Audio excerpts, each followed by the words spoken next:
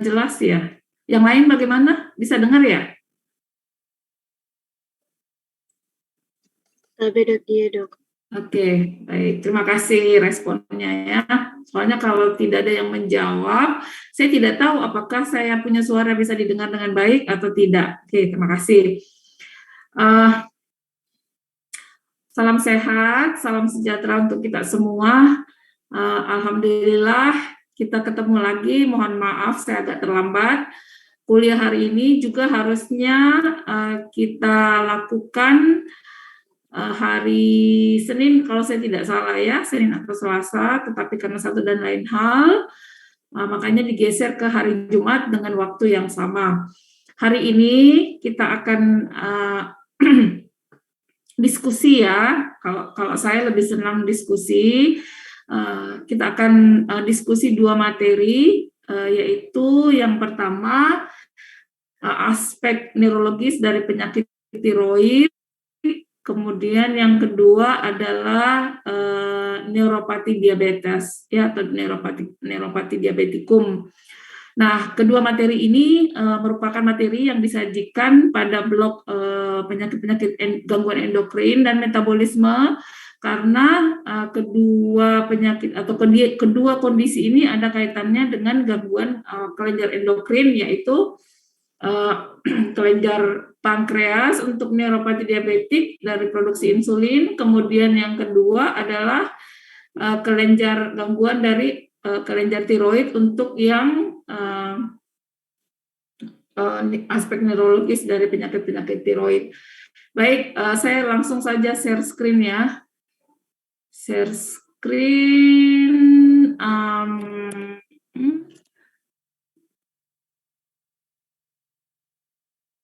Bisa lihat saya punya ini,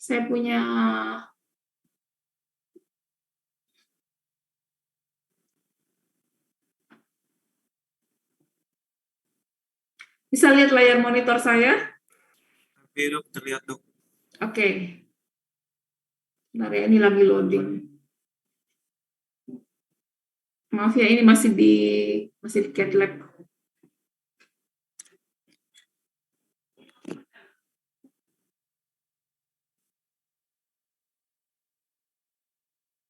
Dia loading.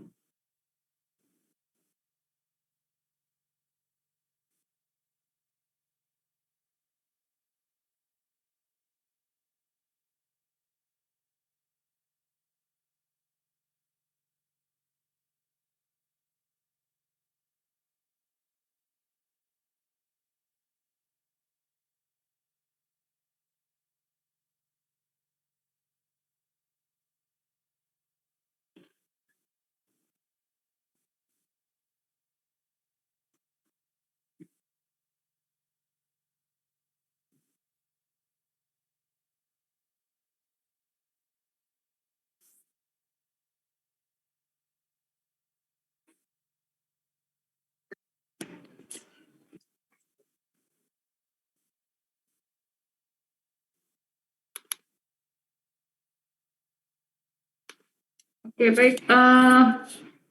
Saya akan mulai aja untuk materi yang pertama. Jadi yang pertama ini adalah kita akan membahas sama-sama berdiskusi mengenai aspek neurologis penyakit tiroid. Jadi untuk penyakit tiroidnya sendiri, mungkin saya tidak akan terlalu banyak membahas karena pasti sebelum-sebelumnya sudah dijelaskan oleh beberapa dokter mengenai, mungkin lebih jelas lagi ya, mengenai penyakit tiroid itu sendiri, baik itu dari aspek anatomi, fisiolog maupun aspek fisiologisnya ya. Jadi saya akan lebih banyak menekankan mengenai kelainan neurologis apa atau defisit neurologis apa yang bisa kita pelajari yang berkaitan dengan gangguan kelenjar tiroid itu sendiri ya. Baik, ini bisa lihat toh saya punya layar dengan baik? Ya, Dok, terlihat, Dok. Baik, ya, kasih. Oke, jadi sebelum kita lanjut, ini adalah capaian pembelajaran. Jadi ini tujuan pembelajaran yang diharapkan dari adik-adik setelah kita menyelesaikan materi kuliah hari ini. Jadi yang pertama, adik-adik itu diharapkan dapat memahami dan mampu menjelaskan bagaimana anatomi dan fisiologi dari kelenjar tiroid itu sendiri. Saya kira ini udah bisa ya. Kemudian yang kedua adalah adik-adik diharapkan memahami dan mampu menjelaskan klasifikasi dan patomekanisme penyakit tiroid secara umum. Kemudian memahami dan mampu menjelaskan beberapa tanda dan gejala penyakit yang berhubungan dengan gangguan fungsi kelenjar tiroid. Dalam hal ini adalah hipertiroid dan hipotiroid. Kemudian kalian diharapkan dapat memahami dan mampu menyebutkan serta menjelaskan beberapa contoh aspek neurologis dari gangguan fungsi kelenjar tiroid.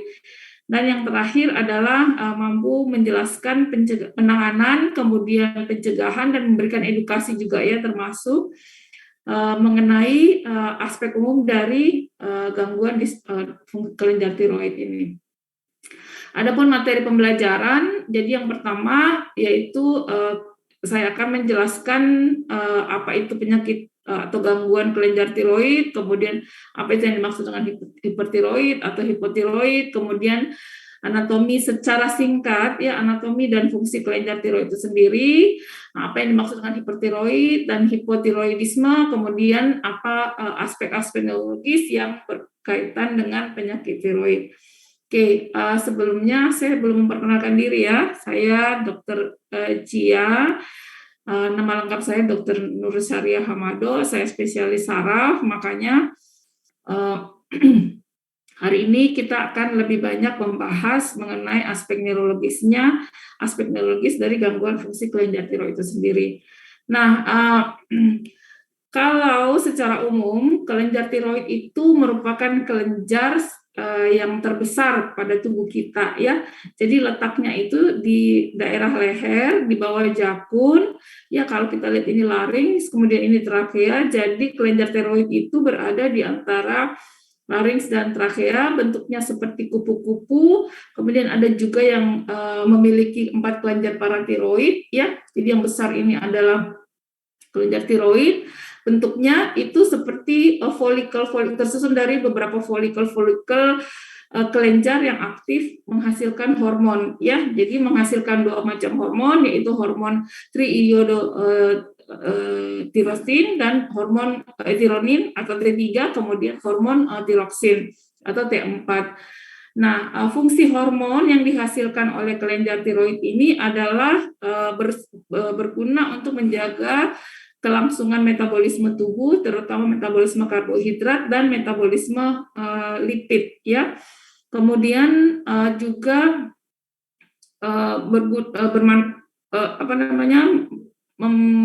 bekerja dalam meningkatkan jumlah oksigen pada sel dan rangsang jaringan tubuh dalam menghasilkan protein.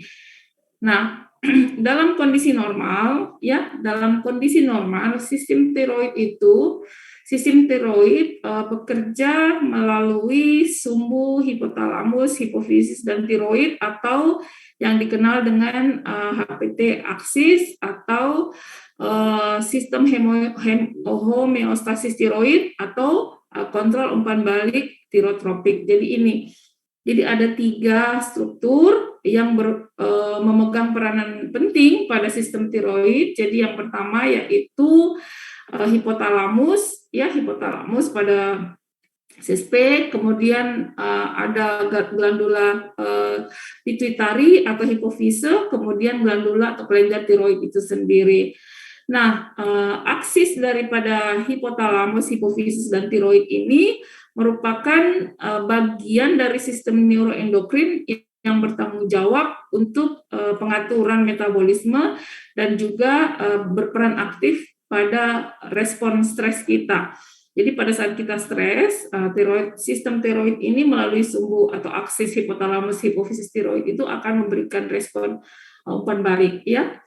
Nah, bagaimana sistem aksis dari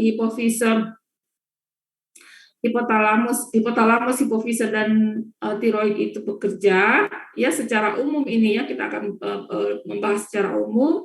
Nah, ketika kadar, jadi dalam keadaan normal tubuh itu berusaha mempertahankan konsentrasi hormon T3 dan T4 di dalam sirkulasi darah. Nah, ketika terjadi penurunan kadar T3 dan T4 di dalam darah oleh berbagai sebab, ya, mungkin karena stres fisiologis atau ada infeksi atau misalnya ada tumor, ya, atau ada gangguan-gangguan lainnya, maka kelenjar hipotalamus itu akan mendeteksi, ya, kelenjar hipotalamus yang berada pada otak itu akan mendeteksi rendahnya tingkat sirkulasi hormon tiroid atau T3 dan tiroksin dalam sirkulasi darah. Ketika alarm dari kelenjar hipotalamus ini mampu mendeteksi bahwa kadar T3 dan T4 dalam sirkulasi darah itu rendah, maka akan terjadi feedback positif istilahnya, ya, ke hipotalamus untuk melepaskan ke kelenjar pituitari atau hipofise untuk melepaskan thyroid releasing hormone, ya. Nah, kemudian TRH ini akan merangsang hipofise anterior untuk melepaskan hormon lagi yang disebut dengan TSH. Jadi ini adalah perangsangan dari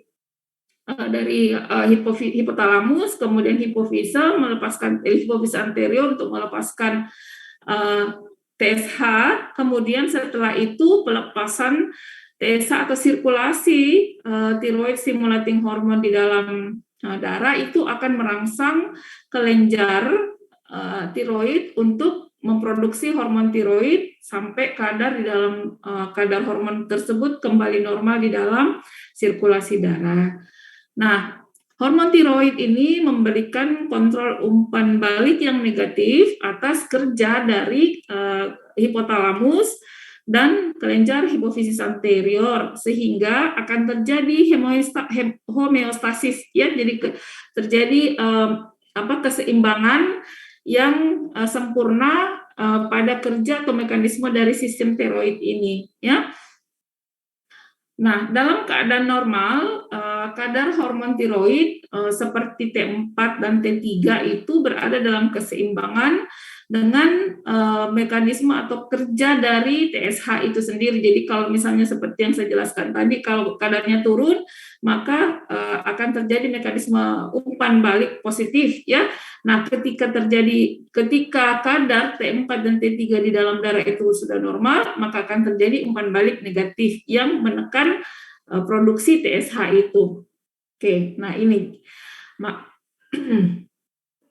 Nah, apa yang terjadi pada kondisi jaringan otak yang sehat, ya, dengan kerja dari tiroid ini, ya, kerja dari glandula tiroid.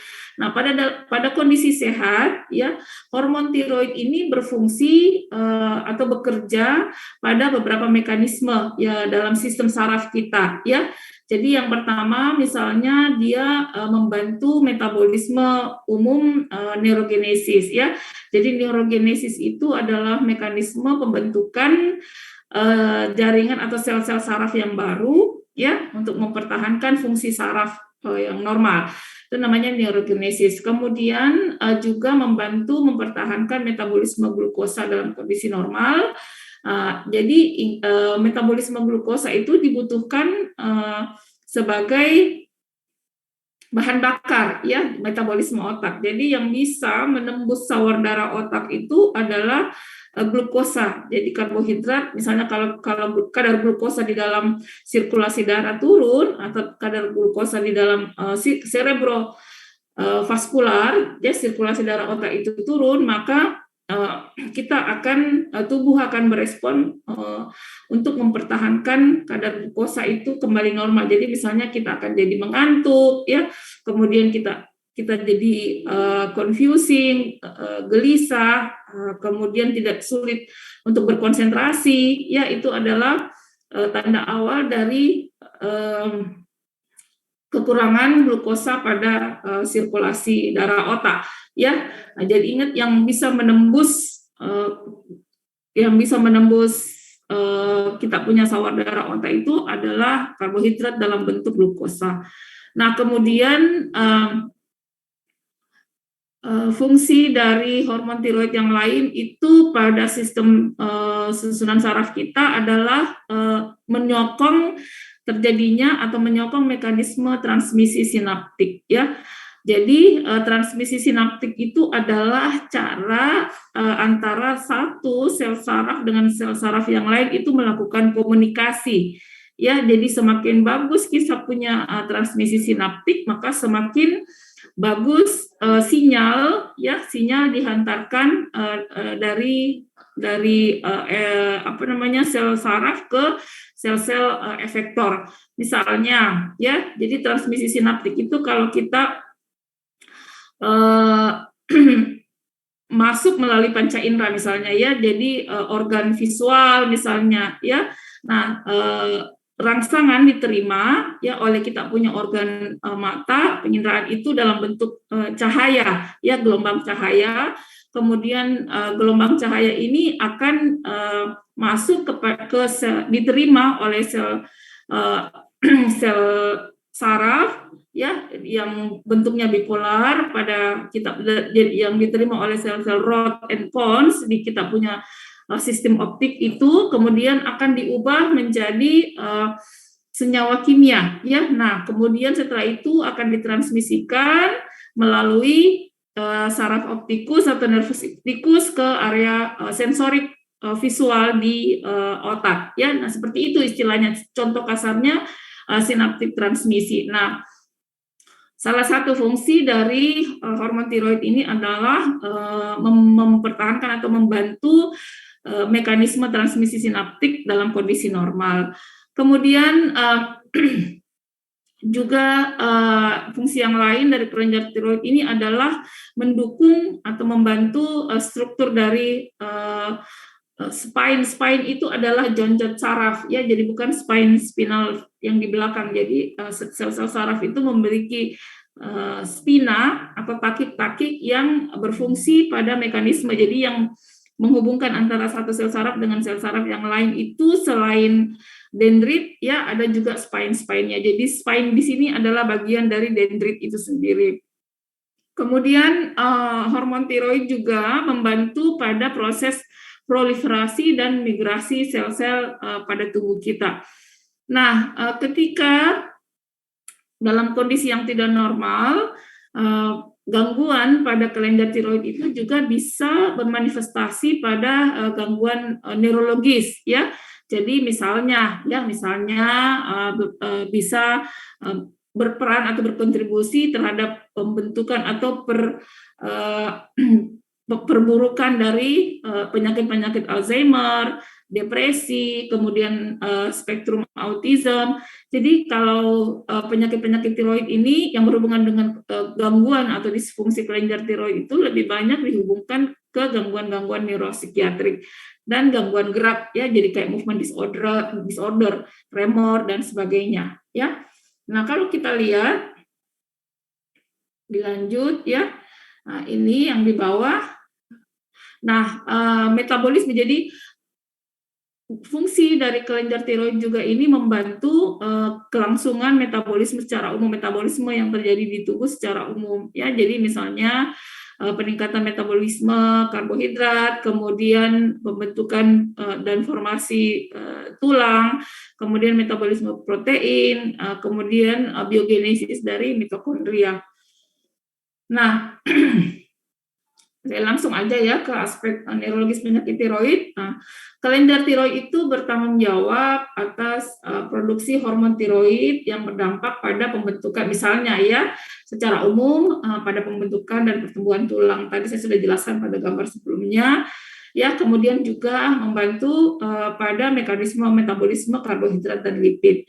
Nah, dalam kondisi normal ya, jadi dalam kondisi normal, hormon tiroid ini dapat berkontribusi dalam mengontrol beberapa proses di otak, seperti yang saya sudah jelaskan tadi, misalnya neurogenesis, kemudian transmisi sinaptik, juga mempengaruhi struktur sinaptik. Jadi spina tadi itu adalah merupakan bagian dari struktur sinaptik yang memegang peranan penting pada mekanisme komunikasi sel-sel saraf ya.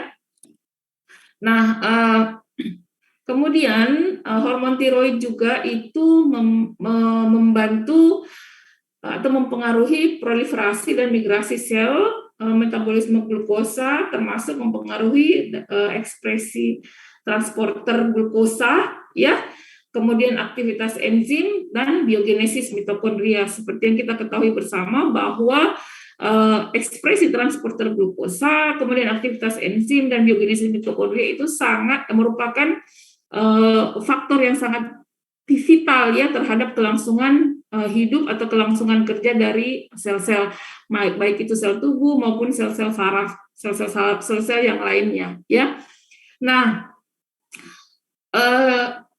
hormon tiroid itu dapat terlibat dalam kondisi yang abnormal, itu dapat terlibat di dalam gangguan-gangguan yang ada kaitannya dengan fungsi susunan saraf, baik susunan saraf pusat maupun susunan saraf perifer ya.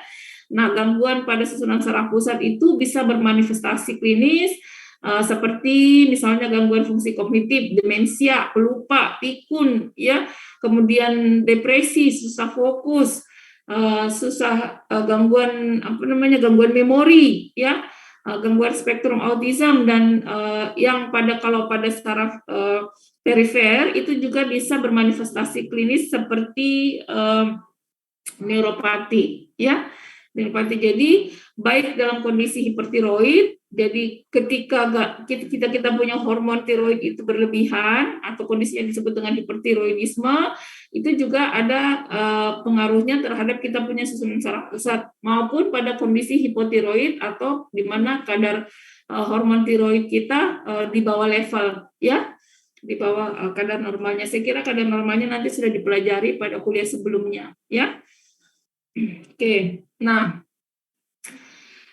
beberapa gangguan neurologis yang ada kaitannya dengan kita punya sistem saraf, baik itu sistem saraf pusat maupun sistem saraf perifer yang berkaitan dengan disfungsi kelenjar tiroid itu misalnya satu, kalau pada kondisi hipertiroid ya, di mana kita punya kadar hormon tiroid itu berlebihan di dalam sirkulasi darah, itu bisa menyebabkan terjadinya agitasi, delirium atau koma. Agitasi itu seperti agitasi itu kita jadi gampang terstimulasi, gelisah, kayak seperti itu. Salah satu contoh konkret kalau kita agitasi itu kalau misalnya kita kurang tidur, itu agitasi. Jadi sensi, ya bahasa milenialnya itu lebih sensi. Dikit-dikit marah, dikit-dikit tersinggung, dikit-dikit seperti itu. Kemudian kita punya ambang awas waspada itu lebih tinggi. Ya, jadi gelisah, kemudian kecurigaan aja bawahnya seperti itu ya. Jadi bahasa milenialnya seperti itu agitasi, delirium, gelisah, dan bisa terjadi koma. Nah, kemudian gangguan motorik ya. Gangguan motorik itu bisa berupa tremor atau bisa berupa korea.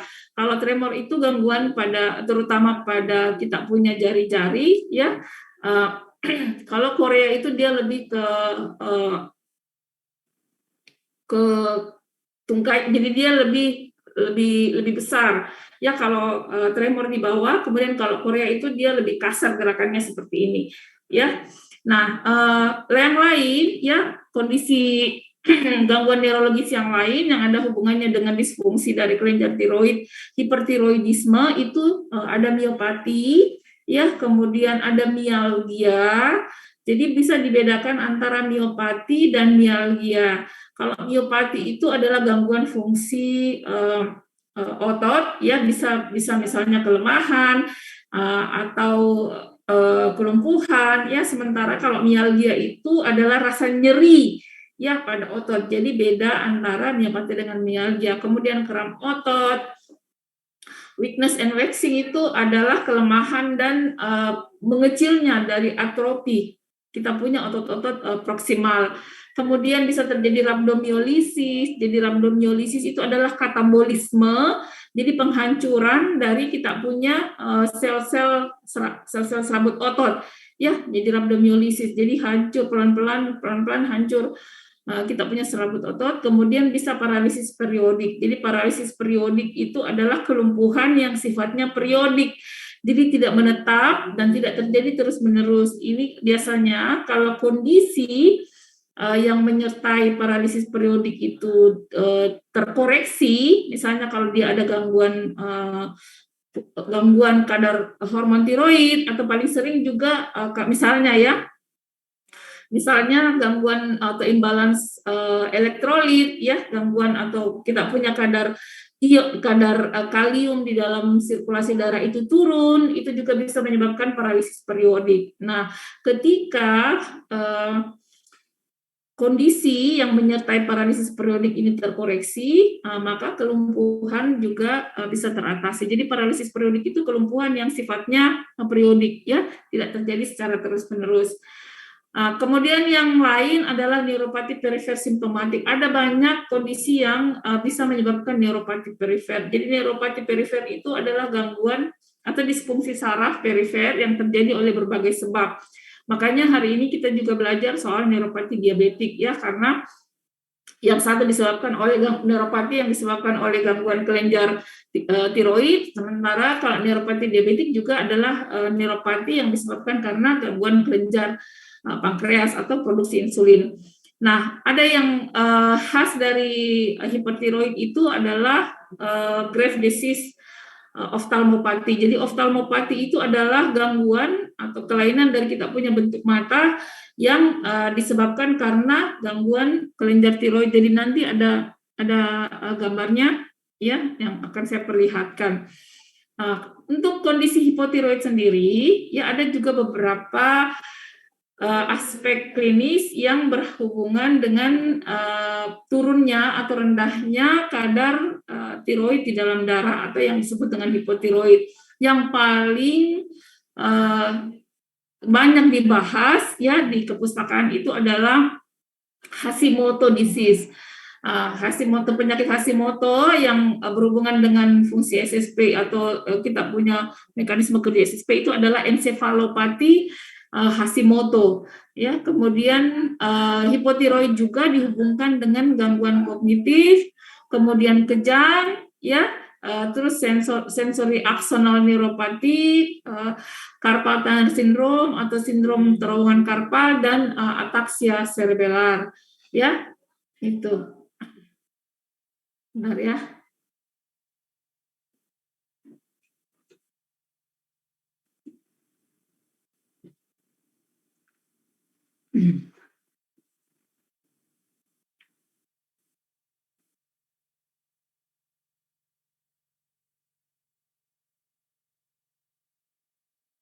Nah, baik. Sampai di sini ada yang mau bertanya? Silakan. Kalau tidak ada, kita lanjut saja, ya. Nah, sekarang kita akan lebih spesifik ke aspek neurologis yang berkaitan dengan hipertiroid, ya.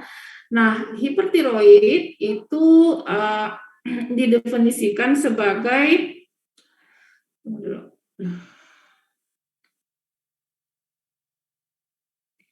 hipertiroid itu bisa disebut juga dengan tirotoksikosis. Jadi kita bedakan sebentar antara hipertiroid kemudian tirotoksikosis. Tirotoksikosis itu adalah kondisi yang menyertai hipertiroid, tapi tidak semua hipertiroid itu bisa menyebabkan bisa dianggap tirotoksikosis, ya. Nah, hipertiroid atau tirotoksikosis adalah sindrom klinis yang dihasilkan karena kelebihan hormon tiroksin di dalam kita punya kadar sirkulasi darah hormon tiroid. Nah, prevalensi hipertiroid pada wanita itu lebih tinggi, ditemukan lebih tinggi. Makanya kadang-kadang kenapa struma nodular, ya, gondok itu yang secara estetika kelihatan ada penonjolan di leher itu lebih sering kita temukan pada wanita. Ya, jadi 20 nilai perbandingannya itu adalah 20 berbanding 1000. Jadi dari 1000 wanita itu bisa ditemukan 20 yang menderita hipertiroid. Sedangkan pada pria itu hanya 2 dari 1000 pria yang menderita hipertiroid. Jadi 10 kali lipat dia ditemukan pada wanita dibanding pada pria. Nah, perbedaan dari hipertiroidisme dan tirotoksikosis itu sering digunakan bolak-balik. Nah, di mana tirotoksikosis itu berhubungan dengan suatu kompleks fisiologis dan biokimiawi yang ditemukan bila suatu jaringan memberikan hormon tiroid yang berlebihan. Sementara hipertiroid itu hanya diakibatkan sebagai produksi tiroid itu sendiri. Jadi kadar hormon yang di dalam darah yang berlebihan ya. Sementara tirotoksikosis itu adalah kompleksnya. Kalau hipertiroid itu adalah karena peningkatan kadarnya saja. Sementara kalau yang tirotoksikosis itu adalah efeknya. Itu dikaitkan dengan efeknya ya.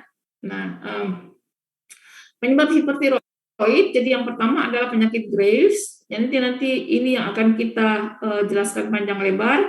Kemudian ada toxic nodular goiter, jadi struma multinodular yang bisa sifatnya toksik.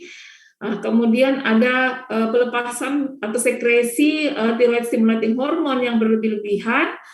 Bisa karena disebabkan oleh tumor, bisa juga disebabkan karena infeksi ya, atau bisa juga karena genetik, jadi abdominal testicular carcinoma. Nah, bagaimana kita mengenal suatu kondisi hipertiroid ya?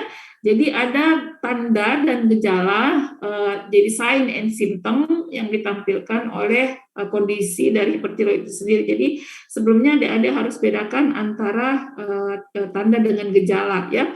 Jadi kalau tanda itu hal yang bisa kita amati, kemudian jadi sign ya, kemudian simptom itu adalah hal-hal yang sifatnya subjektif yang hanya bisa dirasakan oleh pasien itu sendiri atau penderita. Jadi misalnya sakit kepala itu kita tidak bisa lihat, kita tidak bisa amati, tetapi kita bisa kenali dari gejala subjektif yang dikeluhkan oleh pasiennya. Beda kalau ada misalnya deformitas itu adalah tandanya karena kita bisa lihat walaupun pasiennya tidak mengeluhkan ya.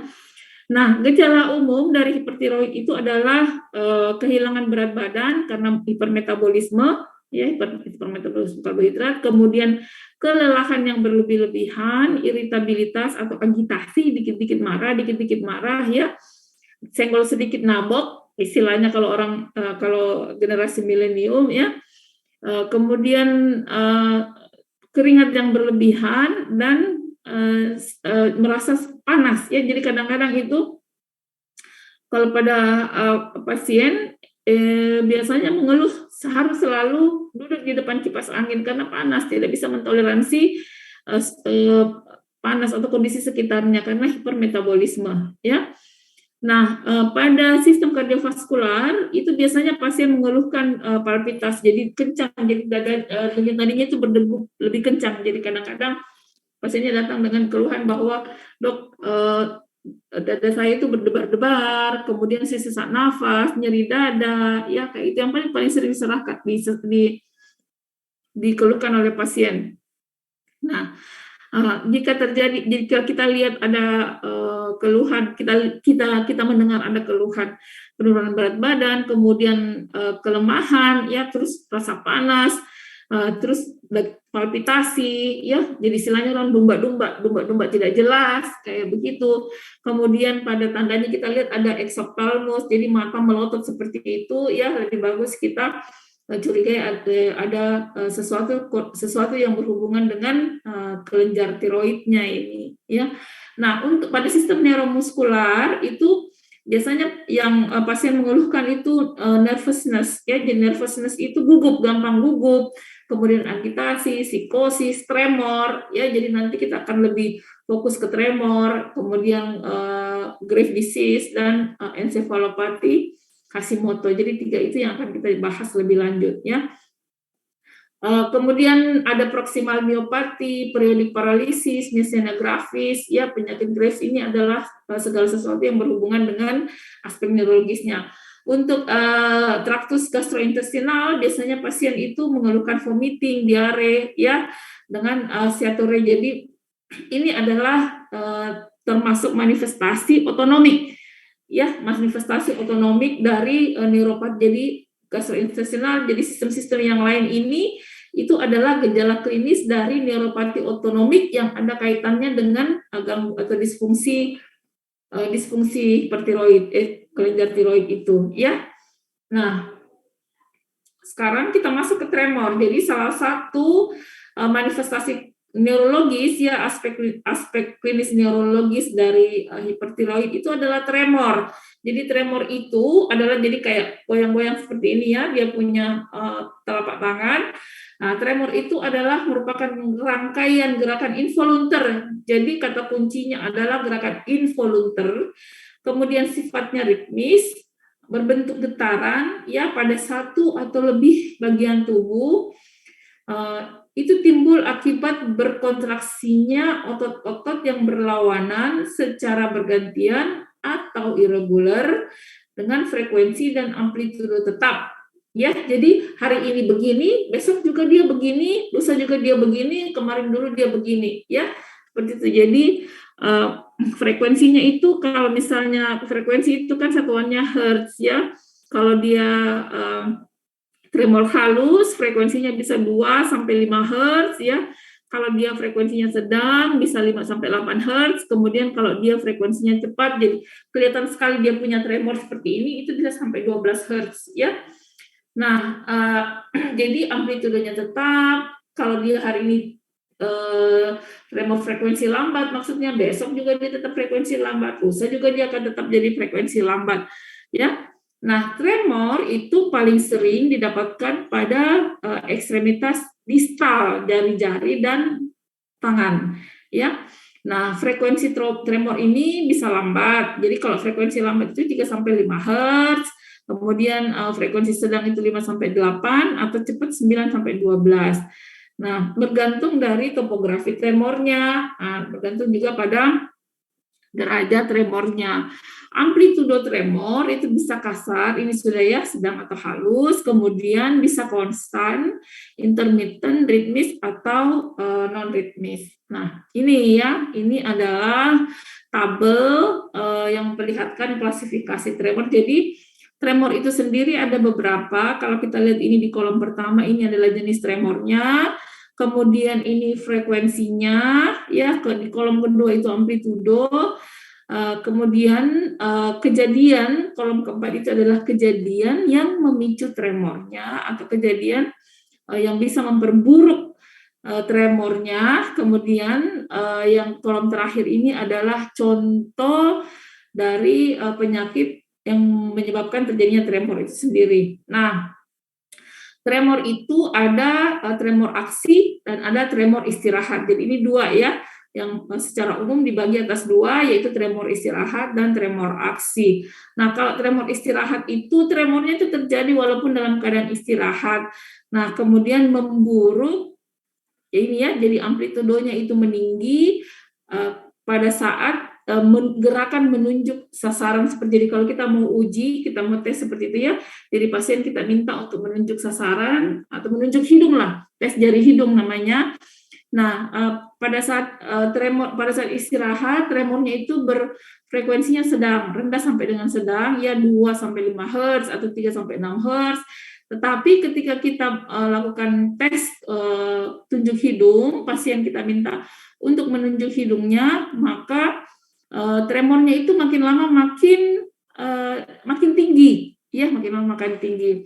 Nah, tremor istirahat itu ditemukan pada otot-otot atau kejadian ketika pasien diminta untuk misalnya tangannya ditopang untuk melawan gravitasi. Jadi tangannya kita minta diangkat ke atas saat kalau kita minta angkat ke atas begini kan dia melawan gravitasi. Nah, itu akan kelihatan tremor seperti ini, ya. Dan otot-ototnya tidak beraktivitas, jadi tidak ada kontraksi. Tidak ada kontraksi pun ototnya tetap tremor, ya. Contoh pada resting tremor itu adalah pada penyakit Parkinson. Jadi ini yang harus kita diagnosa banding ya pada saat kita menentukan apakah tremor ini disebabkan karena gangguan disfungsi tiroid atau dia disebabkan karena penyakit yang lain atau karena obat-obatan. Ya, jadi penggunaan obat-obat antiemetik, anti muntah yang berlebihan itu juga bisa menyebabkan memicu terjadinya tremor. Jadi tremor salah satu tanda khas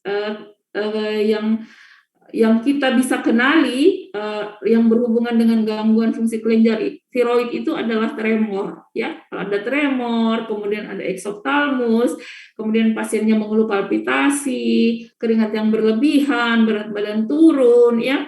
Kemudian rasa panas yang berlebih-lebihan, itu kita bisa mencurigai adanya hipertiroid, ya.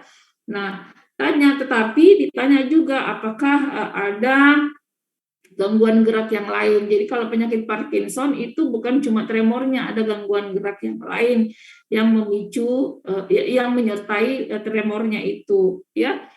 Nah, sekarang ada tremor yang lain, yaitu tremor aksi, kemudian dibagi atas tremor postural, ya, yang terjadi pada kita punya postur tubuh, ya, pada saat mempertahankan posisi tubuh dalam posisi tertentu. Kemudian ada tremor kinetik. Nah, tremor kinetik itu adalah tremor yang timbul, yang dipicu pada saat kita meminta seseorang untuk melakukan gerakan-gerakan sederhana. Beda dengan tremor postural, ya.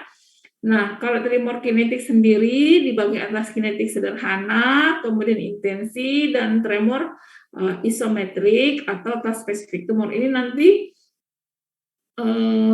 bisa dilihat dengan jelas di tabelnya, ya. Nah, sekarang pertanyaannya adalah gangguan endokrin atau gangguan kelenjar tiroid itu mana jenis tremornya, ya, mana jenis tremornya. Jadi biasanya pada disfungsi tiroid itu, ya, bisa terjadi tremor istirahat, kemudian bisa juga terjadi pada tremor intensi atau tremor kinetik sederhana. Jadi seperti ini, ya, di sini.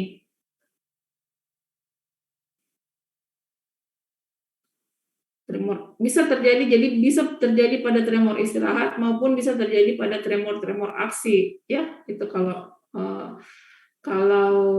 yang ada kaitannya dengan disfungsi tiroid. Nah, ini adalah algoritma yang bisa kita jadikan acuan ketika kita mengevaluasi tremor. Apakah ada kaitannya dengan disfungsi, kecurigaan kita ke gangguan kelenjar tiroid ini, hipertiroid ini, kayak gitu, atau dia cuma tremor seperti biasa karena misalnya ada gangguan gerak kayak pada Parkinson, atau karena obat-obatan tertentu, misalnya kayak mengkonsumsi obat-obat psikotik dalam jangka waktu lama, atau mengkonsumsi obat-obat antiemetik dalam jangka waktu yang lama. Nah, sekarang kita lihat bagaimana cara menggunakan algoritma ini.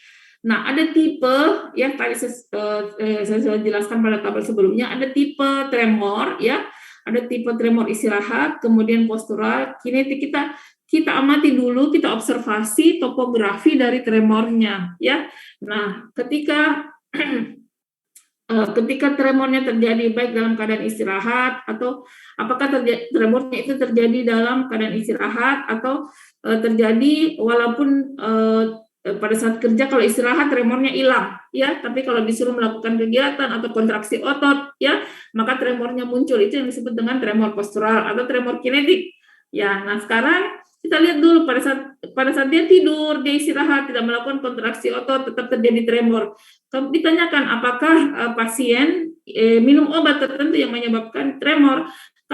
Kalau ya, kemungkinan besar adalah bisa terjadi Parkinsonismus. Jadi Parkinsonismus itu bukan penyakit Parkinson. Parkinsonismus itu adalah kondisi yang menyerupai Parkinson, ya, jadi gerakannya, tremornya, bradikinesianya itu menyerupai Parkinson, tetapi tidak disebabkan karena kekurangan hormon dopamin, ya. Jadi kalau Parkinson itu dikaitkan dengan kekurangan hormon dopamin pada daerah substansia nigra. Sementara kalau ini tidak, ya. Jadi dia karena induksi obat-obatan. Kalau misalnya pasien tidak mengkonsumsi obat-obatan, tetapi tetap ada resting tremor, ya. Jadi ini gejala lainnya ada rigiditas, brakinesia, kemudian posisi tubuh yang tidak stabil, ya. Jadi ada gejala lain yang menyertai. Ketika ada, maka kita harus berpikir ke arah Parkinson. Kalau tidak ada, ya, kemungkinan itu adalah gejala awal dari Parkinson. Jadi ini adalah algoritmanya. Tentu pada resting tremor kita berikan resting tremor yang tidak ada riwayat minum obat-obatan, kita pikirkan suatu Parkinson. Nah, terapinya adalah terapi Parkinson. Nah, sekarang kita pindah ke kalau misalnya tremornya itu adalah tremor postural ya. Jadi tremor yang pada saat nanti terjadi ketika disuruh melakukan kontraksi otot. Ya.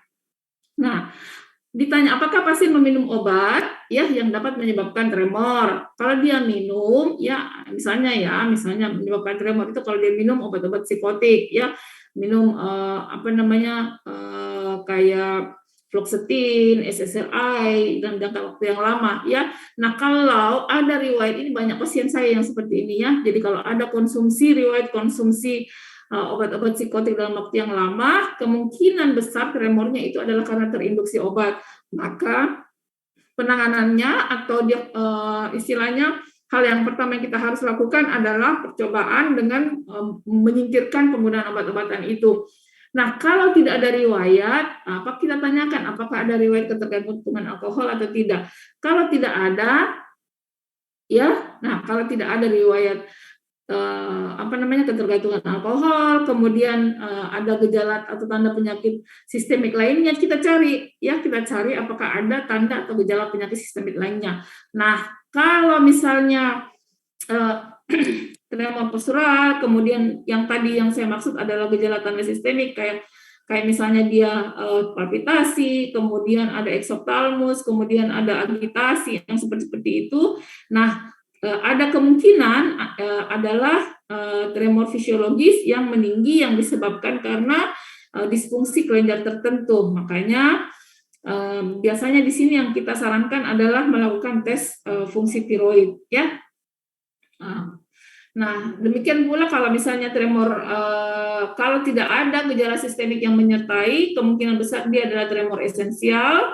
Nah, penanganannya adalah dengan memberikan beta blocker. Nah, sekarang kita pindah ke arah tremor kinetik, ya, tremor dalam kondisi khusus, misalnya nanti tremor pada saat dia menulis atau tremor pada saat dia bekerja, ya.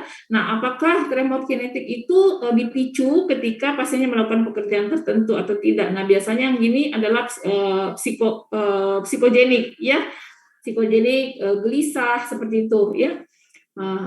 Biasanya yang begini pasiennya kita tenangkan. Nah, ketika tidak, jadi tremor kinetiknya itu tidak berhubungan dengan kondisi khusus, nah itu yang disebut dengan tremor intensi. Apakah kita cari apakah ada riwayat alkoholisme kronik atau tidak? Nah, ketika dalam anamnesis itu ada disebutkan riwayat alkoholisme kronik, maka kita bisa sampai pada diagnosis tremornya itu karena alkohol. Kalau tidak, ya kita tanya lagi apakah ada paparan terhadap zat-zat toksik tertentu, misalnya dia kerja di pabrik atau tinggal di daerah-daerah yang pernah terpapar racun, misalnya kayak gitu ya. Nah, itu yang disebut dengan tremor toksik. Kalau tidak ada riwayat seperti itu, maka kita rujuk ya ke spesialis untuk minta pemeriksaan MRI atau CT scan kepala untuk menyingkirkan apakah kausanya ada stroke atau tumor atau multiple sclerotic. Jadi ini semua adalah diagnosis banding dari tremor yang kita bisa pikirkan selain tremor yang disebabkan oleh gangguan dari kelenjar tiroid itu. Ya, jadi ini algoritmanya. Ada yang mau bertanya? Mungkin ada yang mau bertanya, bingung ya? Tapi kalau dibaca satu-satu, jadi memang tidak bisa selesai dengan kuliah. Sampai di rumah harus dibaca, ya, dikaji kembali, dikaji ulang. Nah, biasanya yang bagus, salah satu cara yang baik untuk belajar itu adalah kita pelajari algoritma seperti ini. Ya, karena di sini jelas kalau misalnya kemana arahnya nanti, kalau misalnya ada gejala klinis atau ada kondisi khusus yang menyertai ya atau tidak, itu penanganan berikutnya akan jelas kemana. Ya.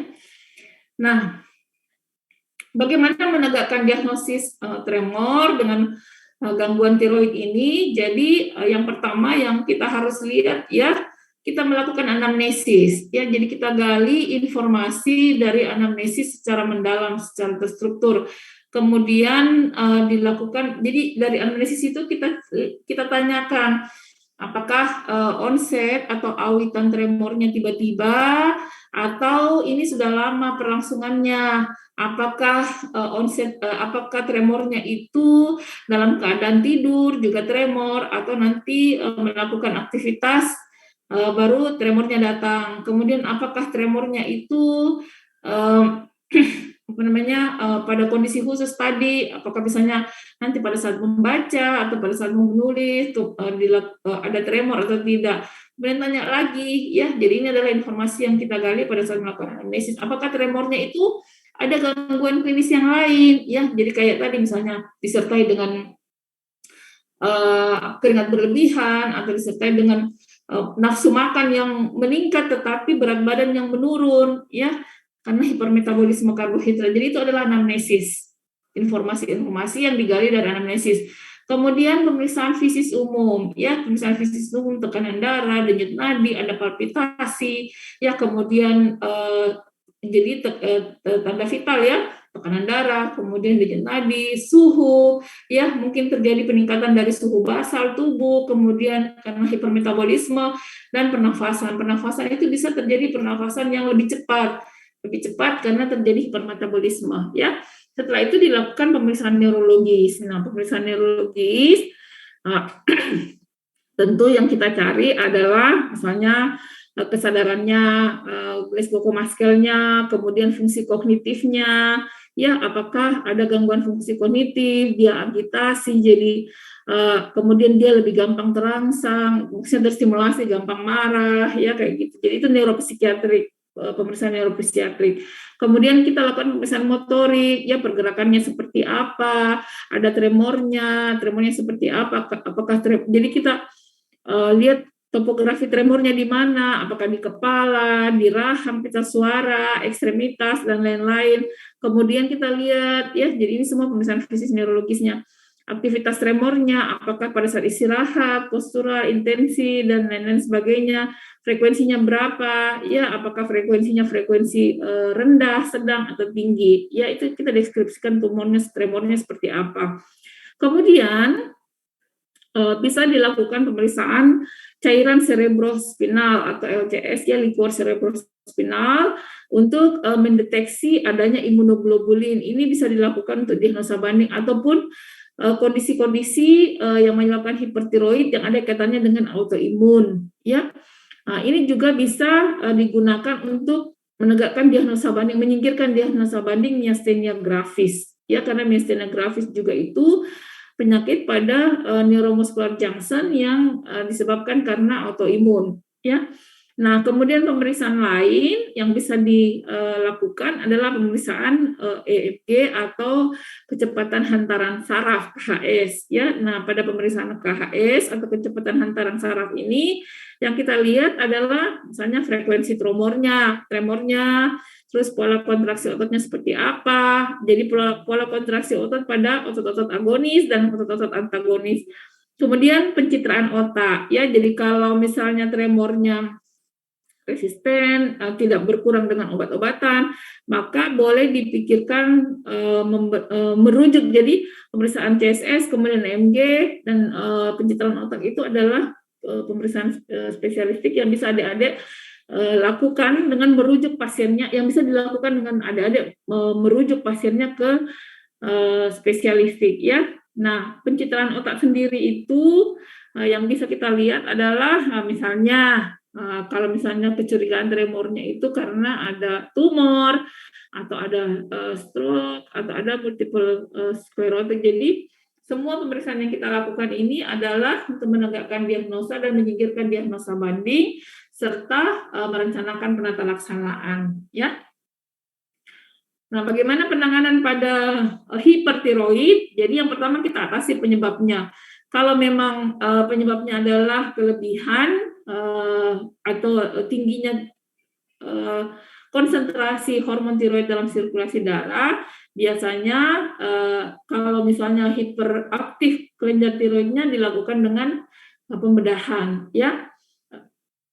Jadi atasi penyebabnya. Jadi kalau tremornya itu berhubungan dengan hipertiroid, maka biasanya kita konsul, apalagi kalau misalnya strumanya ada struma yang jelas, strumanya itu adalah struma toksik, maka kita konsul ke spesialis THT atau spesialis bedah untuk melakukan pengangkatan pada struma itu, ya.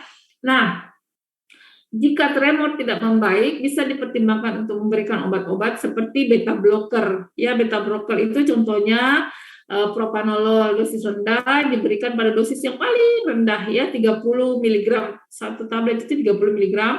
Kemudian bisa dinaikkan dengan dosis 30 mg per minggu. Dosis maksimal itu adalah 240 mg. Jadi itu kayaknya 8 tablet, ya. Kemudian trihexyphenidyl atau THP. Trihexyphenidyl itu adalah asetylcholinesterase inhibitor. Jadi dosisnya itu bisa diberikan dosis 2 mg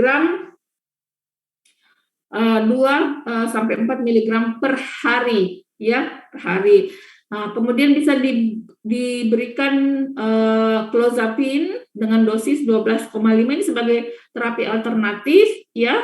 Clozapine dengan dosis 12,5 sampai 75 mg dinaikkan 12,5 mg per hari itu sebagai alternatif saja. Kemudian juga bisa dilakukan rehabilitasi medik, ya, terutama pada otot-otot yang agonisnya atau antagonisnya, ya. Jadi yang ditargetkan itu adalah otot-otot antagonisnya. Nah, resistensi, kalau misalnya terjadi resistensi tremor setelah penyebabnya diatasi, maka bisa dipertimbangkan untuk merujuk pasiennya ke bedah saraf untuk melakukan thalamic deep brain stimulation, ya, jadi DBS. Nah, ini adalah tabel yang memperlihatkan golongan obat-obatan. Jadi ini ya propanolol, gabapentin, alprazolam ini yang bisa diberikan pada berbagai jenis tremor, ya. Nah, sekarang yang ada kaitannya dengan disfungsi tiroid, ya, kalau pada tremornya disebabkan karena disfungsi kelenjar tiroid, tentu yang pertama kita harus atasi dulu disfungsi tiroidnya, kemudian yang kedua kita bisa atasi tremornya, ya, kayak seperti itu. Nah, sekarang penyakit Graves. Nah, apa itu penyakit Graves, ya? Penyakit Graves itu adalah penyakit autoimun. Jadi harus jelas dulu dia kelompok penyakit apa. Jadi kalau secara garis besar kelompok penyakit itu kan ada istilahnya vitamin CD, ya. Vitamin itu bisa V itu vaskular, I itu infeksi, inflamasi, T itu trauma, A itu autoimun, ya. Kemudian I yang lain itu adalah intoksikasi, M itu metabolik. Jadi vitaminnya vaskular, infeksi, inflamasi, trauma, autoimun, metabolik, intoksikasi, neoplasma, kongenital, dan degeneratif. Itu disingkat dengan vitamin CD. Itu payung besar, jadi diagnosis banding penyakit, ya. Nah, sekarang penyakit Graves itu masuk pada kelompok penyakit yang mana? Penyakit Graves itu masuk pada kelompok penyakit autoimun, ya.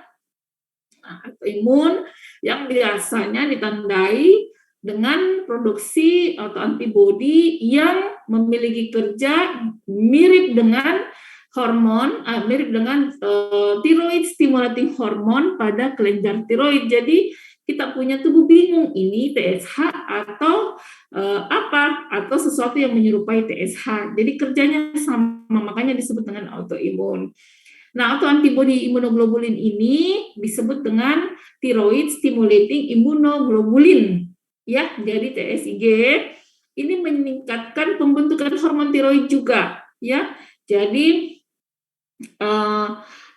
disebut juga jadi ada titer, bisa juga disebut dengan antibodi tiroid peroksidase atau TPO. Jadi ada antibodinya, ya, tiroid peroksidase antibodi. Kemudian atau disebut juga dengan TSH reseptor antibodi atau TRAP. Jadi autoimun atau antibodi imunoglobulin ini menyebabkan perangsangan produksi hormon tiroid secara terus-menerus sehingga kadar hormon tiroid di dalam sirkulasi darah itu menjadi tinggi. Nah, penyebabnya itu ya namanya juga autoimun. Jadi persepsi kita punya tubuh terhadap TSH. Nah, jadi perangsangan yang disebabkan karena autoantibodi ini itu menyebabkan hormon tiroid, kadar hormon tiroid T3 dan T4 di dalam darah itu meningkat, ya. Jadi karena meningkat maka terjadi peningkatan proses glikogenesis, terjadi peningkatan metabolisme tubuh.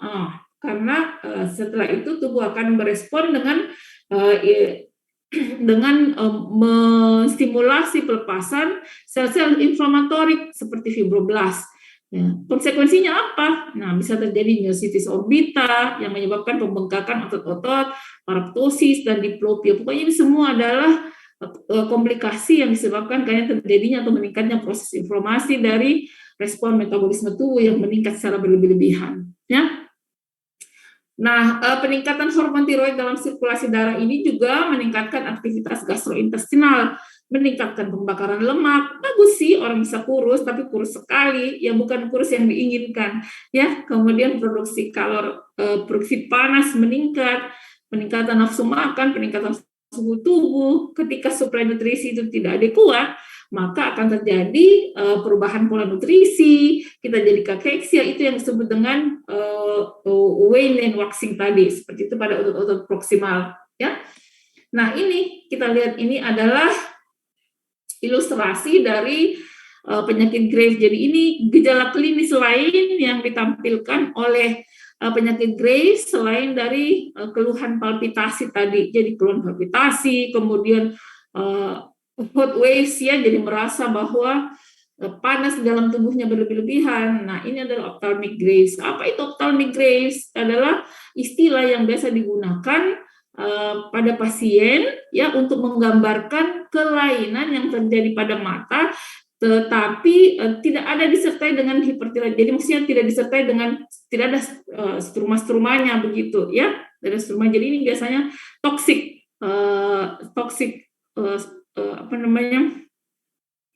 pirotoksikosis, ya. Gejala yang ditimbulkan itu adalah asimetrik. Jadi gejala pada mata itu asimetrik, kemudian bisa juga dijumpai, bisa atau tidak dijumpai struma yang besar, ya. Nah, ketika dilakukan tes TSH dan tes TRH, ya, stimulasi TRH itu biasa kadarnya abnormal, kemudian positif autoantibody, ya, terhadap, jadi kalau ada pemeriksaan antibody terhadap TSH itu biasa hasilnya positif. Jadi kayak begini, ini ada exophthalmos, ya, keluar mata merah, terus ada ulkus seperti ini, ya, asimetris. Jadi ini tidak sama besar satu dengan yang lain, tapi matanya melotot keluar, ya, kayak gitu. Nah, ini adalah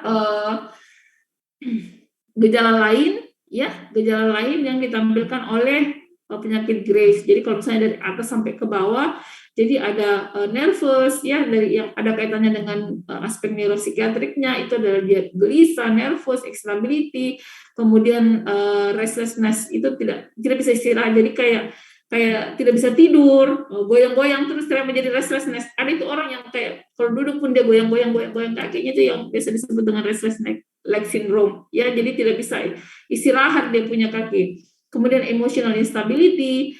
Jadi kalau ada di antara kalian yang merasakan seperti ini, tidak bisa diam, gelisah, insomnia, tidak bisa tidur, coba iseng-iseng pergi periksa kadar hormon tiroidnya, ya. Jadi diagnosa diri sendiri saja. Ya, kemudian gejala ini kan gejala yang dikeluhkan oleh pasien. Nah, gejala yang kita bisa lihat, yang kita bisa tanda, yang kita bisa lihat dan kita bisa amati itu adalah exophthalmos, ya. Kemudian struma itu bisa ada, bisa tidak, ya. Terus suhu basal tubuh itu meningkat, ada palpitasi, ya. Kemudian diare, tremor, ini tremor ini adalah gangguan motorik, itu adalah gangguan-gangguan penyakit Graves, manifestasi klinis dari penyakit Graves yang ada hubungannya dengan gejala neurologis, ya. Akropaci itu adalah ujung-ujung jarinya itu seperti drumstick, itu yang disebut dengan akropaci. Nah, bagaimana menegakkan diagnosa dari penyakit Graves ini? Di diagnosa ada hipertiroid, ya, bisa dilakukan, ditegakkan dengan pemeriksaan klinis dibantu dengan pemeriksaan laboratorium. Pemeriksaan klinis itu adalah gejala klinis yang kita lihat, ya, yang seperti sudah dijelaskan tadi sebelumnya. Oke, nah, Gejala klinis itu dibantu dengan pemeriksaan apa? Pemeriksaan TSH. Jadi memang lebih bagus kalau kita minta pemeriksaan laboratorium, lebih bagus kalau kita minta pemeriksaan TSH ya. Kayak gitu. Nah, kemudian ada pemeriksaan T4 bebas atau free T4. Nanti kalau kita lihat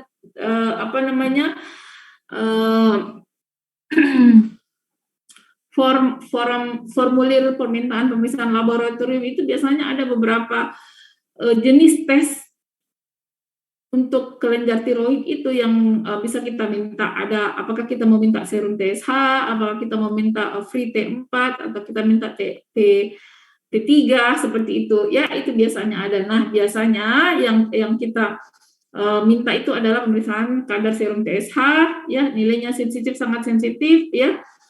Tapi kalau dia rendah itu bisa tidak terdeteksi. Nah, kalau misalnya T4, ya, T4 bebas, free T4 itu juga bisa dilakukan, bisa diminta. Nah, yang agak mahal itu adalah minta pemeriksaan antibodi pada TSH reseptor. Ini agak mahal, tetapi sangat sensitif dan spesifik, ya. Spesifik pada kalau sudah ada antibodi TSH berarti ada autoimun di situ, ya. Berarti kita sudah bisa menegakkan diagnosa untuk membantu menegakkan diagnosa penyakit Graves. Gimana terapinya? Tentu terapi pada kondisi hipertiroid, baik itu tremor maupun pada penyakit Graves, ya, itu tentu tujuannya adalah untuk mengatasi hipertiroidnya, ya, untuk mengurangi sekresi kelenjar tiroid. Sementara kalau penyakit Graves juga itu kita tekan sedikit autoimunnya, ya. Nah, sasaran terapi untuk hipertiroidnya itu tentu dengan menekan produksi hormon tiroid atau merusak jaringan kelenjar dengan iodium radioaktif atau obat-obatan yang lain, ya. Nah, untuk terapi farmakologis ini khusus untuk hipertiroidnya, ya, yaitu bisa dengan memberikan antitiroid, misalnya propiltiourasil, metamizol atau carbimazole, bisa penghambat ion, kemudian iodium dengan konsentrasi tinggi atau dengan ion radioaktif. Seperti itu, ya. Sementara untuk autoimunnya nanti kita bisa berikan imunosupresan, ya. Imunosupresan itu misalnya pemberian steroid kayak gitu, ya. Nah, yang lain lagi untuk yang autoimun ini juga hipotiroid autoimunnya, jadi bisa dilakukan terapi plasma exchange atau plasma convalescence, ya. Jadi kayak gitu. Jadi plasmanya diganti karena sudah banyak antibodi dari TSH tadi yang beredar dalam sirkulasi darah. Jadi lebih bagus dilakukan plasmafaresis istilahnya, ya, atau plasma exchange atau plasma convalescence seperti itu.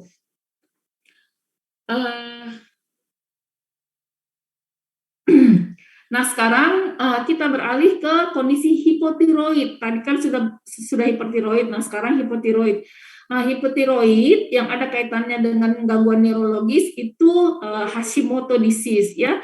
Nah, Hashimoto disease itu biasa juga dikenal dengan encephalopathy associated with autoimmune thyroid disease atau EEATD, ya. Jadi bukan cuma OOTD, ya, outfit of the day, bukan, ya. Ini EEATD, ya. Nah, jadi ini encephalopathy yang berhubungan dengan penyakit autoimun. Nah, yang menyebabkan terjadinya hipotiroid. Jadi baik penyakit Graves maupun penyakit Hashimoto disease ini adalah penyakit-penyakit yang ada kaitannya dengan autoimun. Nah, encephalopathy yang berkaitan dengan penyakit tiroid autoimun ini relatif jarang dijumpai. Ya, kondisi ini terdiri dari encephalopathy tetapi sangat respon terhadap pemberian steroid, ya. Jadi kalau misalnya encephalopathy itu adalah gangguan atau disfungsi dari kita punya encefal atau SSP yang bisa menyebabkan terjadinya penurunan kesadaran, ya. Bisa disebabkan oleh berbagai sebab. Salah satunya adalah karena hipoaktivitas dari kelenjar tiroid atau autoimun. Nah, encephalopathy yang disebabkan autoimun ini sangat responsif terhadap pemberian steroid. Makanya begitu dikasih steroid, biasanya gejala klinisnya akan membaik. Bersifat relapse atau remisi yang dicirikan dengan berbagai gejala neurologis atau neuropsikiatris. Kalau pemeriksaan EEG, maka akan terlihat gambaran abnormalitas EEG yang difus Semua diffuse itu artinya pada pemeriksaan EEG semua gambaran EEG-nya itu ada gangguan, jadi tidak vokal, tidak pada daerah-daerah tertentu. Kemudian akan ditemukan pada pemeriksaan titer antibodi antitiroid, itu akan ditemukan peningkatan titer antibodi antitiroid pada serum atau cairan cerebrospinal, ya. Istilah lain yang digunakan untuk ensefalopati Hashimoto ini adalah Hashimoto encephalitis. Kemudian bisa juga digunakan istilah steroid responsif, ya, karena sangat responsif terhadap pemberian steroid.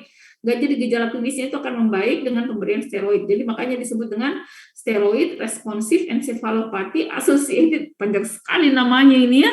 Nggak tahu apa panggilannya ini. Ternyata panggilannya STRIP, ya, kayak gitu, ya. Jadi steroid responsive encephalopathy associated with autoimmune thyroiditis, ya, atau STRET, ya, dan bisa juga dikenal dengan sebutan non-vasculitic autoimmune inflammatory meningoencephalitis. Jadi dari namanya, ketiga nama ini kita bisa lihat keywordnya itu adalah ada gangguan autoimun, ya, kemudian ada gangguan meningoencephal. Jadi pada struktur di SSP, susunan saraf pusat, ya. Nah, Hashimoto disease ini atau meningoencephalopathy autoimun ini pertama kali diperkenalkan oleh Lord Brain pada tahun 1966.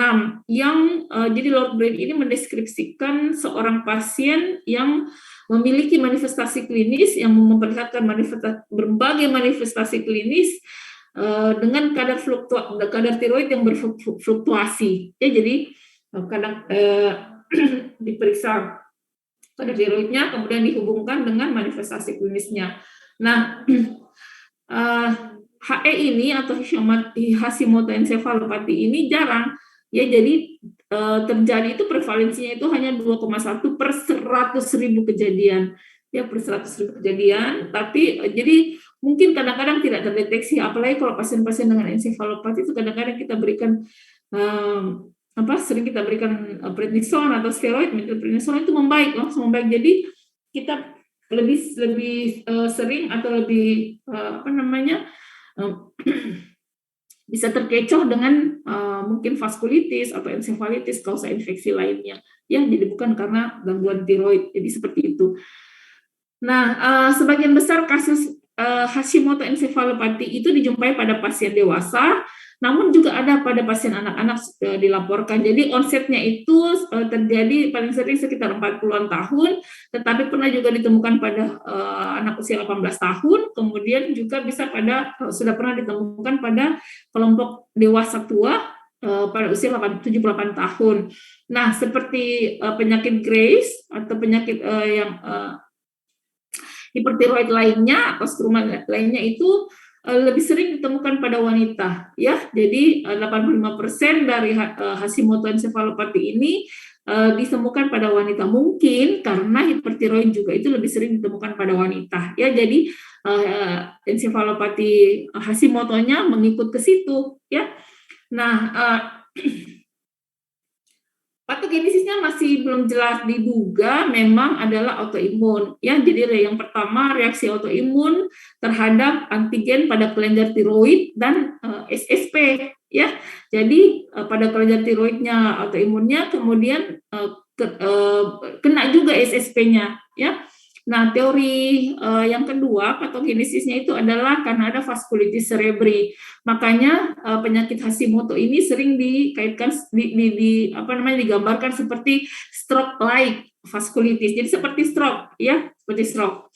Nah, vaskulitis bedanya cuma kalau stroke itu onsetnya tiba-tiba, ya. Nah, vaskulitis menyebabkan edema dan penurunan vaskularisasi pada susunan saraf pusat yang dimediasi oleh autoimun bersama dengan gangguan struktur mikrovaskular, ya. Nah, kondisi ini menyebabkan terjadinya hipoperfusi cerebral secara global, ya, sehingga menimbulkan manifestasi klinis yang menyerupai stroke, ya, atau disebut dengan stroke-like vaskulitis, ya.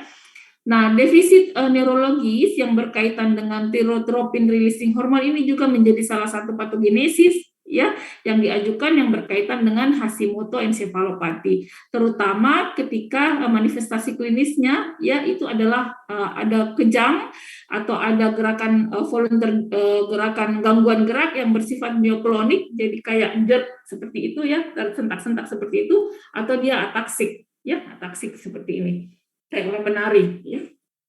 Nah, untuk gejala klinis sendiri, Hashimoto encephalopathy itu ada dua tipe. Ada tipe vaskulitis, kemudian ada tipe diffuse progresif. Ya, nah kalau yang tipe vaskulitis itu dia sifatnya relaks, kemudian remitting, jadi hilang timbul ya. Episode serangan menyerupai stroke dengan defisit neurologisnya vokal dengan atau tanpa gangguan kognitif dan kesadaran. Jadi itu yang tadi yang kayak mioklonik dengan ataksik. Jadi defisit neurologisnya itu sifatnya vokal, tidak global ya, tidak menyeluruh. Kalau yang dia diffuse ada gangguan kesadaran, penurunan kesadaran itu masuk ke tipe 2. Ya, tapi kalau misalnya dia kayak kejang-kejang ya, kemudian ada gangguan kognitif dan biasa, itu biasanya ke tipe 1. Nah, kalau yang tipe 2 itu sifatnya diffuse progresif, onset perlahan ya, dan perjalanannya memburuk. Tidak ada tanda-tanda neurologis vokal. Artinya neurologis vokal itu, defisit neurologis vokal itu kalau pada satu bagian tubuh tertentu saja. Kalau penurunan kesadaran itu adalah defisit neurologis yang menyeluruh, sifatnya difus ya. Dan tipe 2 ini merupakan bentuk yang lebih sering dijumpai, jadi penurunan kesadaran yang muncul sebagai jadi bingung dulu, confusion, kemudian psikotik, somnolence, dan akhirnya koma ya. Pada kedua tipe, baik tipe 1 maupun tipe 2 itu bisa dijumpai tremor, mioklonus, seizure, ya, kejang, sopor, berkembang selama 1 sampai 7 hari, ya, kemudian bisa relapse, muncul lagi, berkembang hilang, muncul lagi, tergantung dari tipe dari encephalopatinya, ya. Nah, diagnosis, bagaimana cara menegakkan diagnosis Hashimoto encephalopathy, yaitu dibuat berdasarkan adanya, jadi tes antibodi tadi, ada antibodi antitiroid pada pasien, jadi pemeriksaannya agak mahal ya. Tentu pemeriksaan awal ada dilakukan anamnesis, kemudian pemeriksaan fisis umum, ya klinis umum, kemudian pemeriksaan fisis neurologis. Nah, setelah itu kita masuk ke pemeriksaan penunjang lainnya. Namun pemeriksaan diagnostik yang paling menunjang yaitu dengan pemeriksaan antibodi. Nah, pada pemeriksaan antibodi yang kita lihat adalah adanya peningkatan antibodi antitiroid ya pada pasien dengan kecurigaan encephalopathy Hashimoto. Nah, pemeriksaan tambahan lain yang bisa dilakukan adalah pemeriksaan EEG, CT scan kepala, kemudian MRI, analisa CSF untuk menyingkirkan diagnosa banding yang lain. Jadi kita menyingkirkan diagnosa stroke, diagnosa tumor, multiple sklerotik, dan lain sebagainya itu dengan melakukan pemeriksaan pencitraan. Kemudian EEG apa? Untuk menyingkirkan diagnosa epileptik lainnya, ya. Jadi ini kan sekunder epileptik kan ada ada komorbid yang mendasari. Nah, kriteria diagnosis gimana nih? Jadi kalau sudah ada antibodi, yang nomor 2 ya antibodi tiroid, jadi tiroid peroxidase antibodi, kemudian status bisa normal, bisa juga hipotiroid ringan, ya, yang kita maksudnya tidak curiga bahwa itu adalah suatu hipotiroid. Jadi bisa kadar tiroidnya normal atau hipotiroid ringan, itu juga bisa menyebabkan encephalopathy. Yang penting kalau kita sudah dapat titer antibodinya positif terhadap TPO ya atau tiroid, antibodi tiroid positif, itu sudah pasti encephalopathy Hashimoto ya. Kemudian tidak ada proses infeksi lainnya, tidak ada proses intoksikasi lainnya, tidak ada riwayat minum racun, tidak ada riwayat putus cinta, tidak ada riwayat patah hati yang menyebabkan dia minum racun dan sebagainya, tidak ada riwayat tumor ya dan sebagainya itu yang Nah, kenapa dia begini? Nah, ini ya.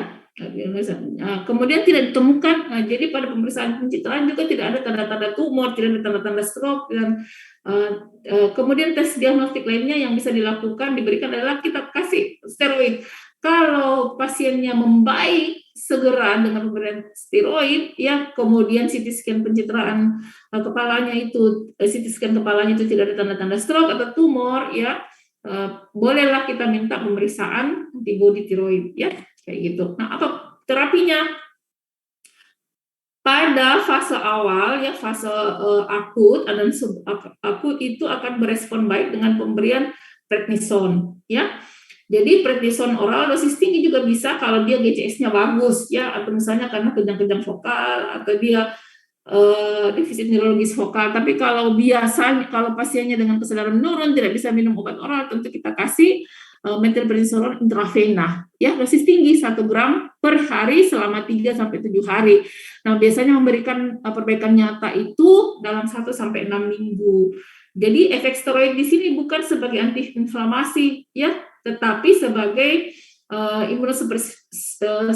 yang spesifik, ya, yang berhubungan dengan interaksi neuronal neuroglial yang ada hubungannya dengan transmisi sinaptik tadi, ya. Nah, untuk menghindari rekurensi tidak boleh dihentikan pemberian prednisolonnya secara mendadak, harus dilakukan tapering off. Jadi semua pengobatan yang dilakukan dengan prednisone itu penghentiannya harus berpelan-pelan, ya. Nanti dia terjadi rebound, fenomena rebound itu untuk mencegah terjadinya fenomena rebound itu, ya. Sebaiknya penurunan perlahan dari dosis prednisone selama beberapa minggu atau beberapa bulan. Nah, ketika manifestasi klinisnya itu adalah seizure, kejang, atau ada status epileptikus, maka bisa dipertimbangkan pemberian agen antiepileptik, ya, misalnya pemberian phenytoin, gabapentin, dan lain sebagainya. Nah, ini adalah algoritma. Jadi saya suka menampilkan algoritma, ya, supaya adik bisa belajar.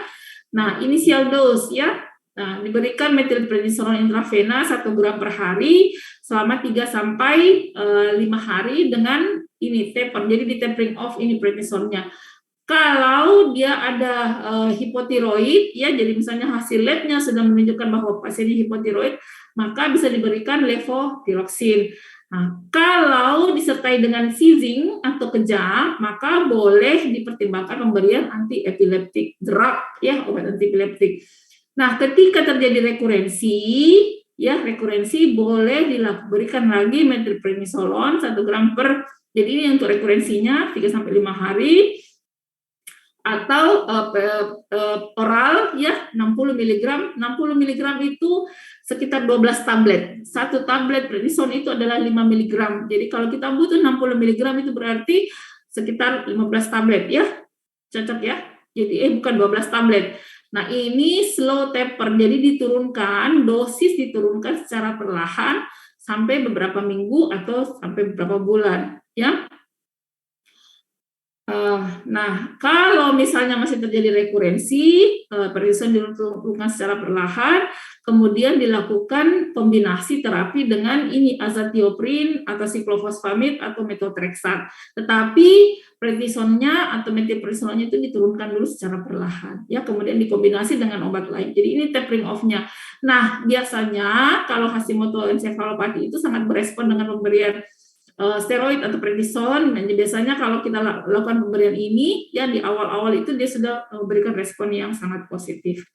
Nah, diagnosis banding, ya, diagnosis banding. Jadi begitu kalau kita belajar, nah, ya, dari apa definisinya, apa mekanismenya, gejala klinisnya, kemudian pemeriksaan fisisnya, penegakan diagnosanya, anamnesis seperti apa, pemeriksaan fisis yang kita lakukan, pemeriksaan penunjang apa, penanganannya apa, diagnosis bandingnya apa, prognosisnya bagaimana, kemudian bagaimana edukasinya.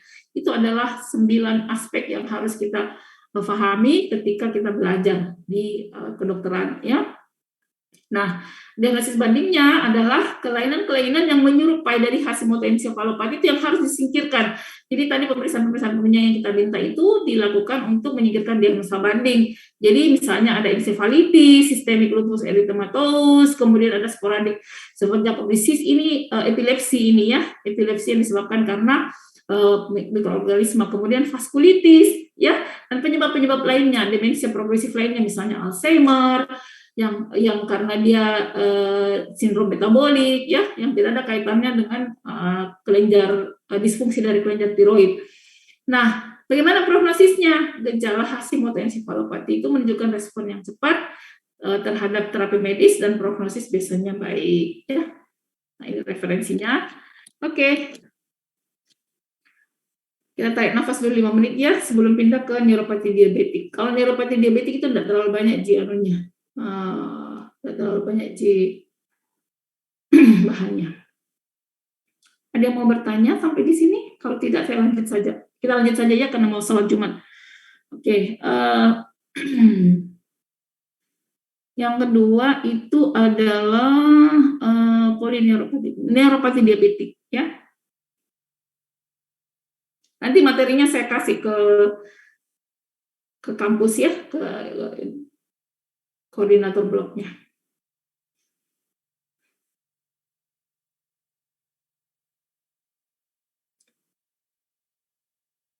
Nah, kenapa kita belajar neuropati diabetik? Kenapa juga kita belajar untuk endokrin dan metabolik? Karena neuropati diabetik itu juga dikaitkan dengan disfungsi kelenjar, ya. Jadi neuropati diabetik. Oke, kita masuk saja langsung. Ini cuma 20 slide, ya. 20 slide. Insya Allah itu selesai sebelum sholat Jumat. Oke. Neuropati diabetik. Nah, capaian pembelajaran apa yang diharapkan dari neuropati diabetik ini, kuliah neuropati diabetik? Jadi yang pertama, adik-adik mampu memahami dan menjelaskan apa itu neuropati diabetik, kemudian menjelaskan bagaimana patomekanismenya, bagaimana gejala, tanda, dan menjelaskan tanda dan gejala klinis, kemudian faktor resikonya apa, menjelaskan diagnosa bandingnya apa, seperti yang jadi 9 aspek yang tadi ya. Kemudian faktor risikonya apa, penanganannya seperti apa, prognosisnya bagaimana, kemudian edukasi bagaimana. Karena salah satu faktor penting nanti yang adik-adik harus lakukan pada saat menjadi dokter itu adalah mengedukasi pasiennya, ya. Jadi biar kita kasih obat satu gentong ke pasien, kalau kita tidak memberikan edukasi yang adekuat itu tidak biasanya hasilnya tidak akan optimal, ya. Itu. Nah, diabetes mellitus, ya, jadi mungkin juga sudah ada kuliah pendahuluan sebelumnya tentang diabetes mellitus. Itu adalah kondisi hiperglikemi yang ditandai dengan ketiadaan absolut insulin atau penurunan relatif dari, jadi sel-sel kita, sel-sel insulin kita tidak menjadi sangat tidak sensitif terhadap insulin. Insulin ada, ya, jadi bisa karena tidak, jadi diabetes itu bisa karena tidak ada insulin, atau insulin ada tetapi kita punya sel-sel itu jadi sel-sel tubuh misalnya sel-sel lemak itu jadi resisten terhadap insulin. Jadi insulinnya ada terus dalam sirkulasi darah tetapi tidak bisa ditangkap oleh reseptor, ya. Nah, neuropati diabetik itu sendiri merupakan salah satu komplikasi kronis paling sering ditemukan pada diabetes mellitus. Jadi ini paling sering, paling banyak. Jadi neuropati yang paling banyak saya temukan di rawat jalan itu adalah neuropati diabetik. Ya, jadi kalau ada ciri khasnya itu stocking and gloves, ya, jadi nyerinya itu kram-kramnya itu pada seperti orang pakai sarung tangan dengan sarung kaki, langsung tanya ada riwayat gula atau tidak, ya, kayak gitu. Saking seringnya. Nah, neuropati diabetik itu adalah kondisi yang menunjukkan adanya gangguan baik klinis maupun subklinis yang terjadi pada diabetes mellitus tanpa penyebab neuropati perifer lainnya, ya. Jadi mungkin bukan sindrom jebakan ya kayak carpal tunnel syndrome, bukan karena jepitan saraf, bukan ya. Jadi dia murni karena disfungsi saraf karena diabetes itu. Nah, neuropatik diabetik itu bisa sangat nyeri ya dan sangat mengganggu. Sementara nyerinya itu adalah tipe nyeri dari neuropati diabetik itu adalah nyeri-nyeri yang disebut dengan nyeri neuropatik. Jadi beda antara nyeri nociceptik dengan nyeri neuropatik. Kalau nyeri nociceptik itu jelas ada kerusakan struktural ya, misalnya kayak kita teriris ya habis operasi, itu nyeri nociceptik. Sementara nyeri neuropatik itu tidak ada. Ya, jadi manifestasinya itu seperti rasa kram, kesemutan, kebas, itu nyeri neuropatik namanya. Ya, kemudian menjalar sesuai dengan dermatom. Jadi sesuai dengan inervasi dari saraf itu, perjalanan sarafnya. Nah, nyeri neuropatik itu menurut Perdosi, Perhimpunan Dokter Spesialis Saraf Indonesia dan International Association for the Study of Pain itu mendefinisikan sebagai nyeri yang ditimbulkan atau disebabkan oleh lesi gangguan primer pada susunan saraf somatosensorik. Jadi bukan jaringan yang lainnya.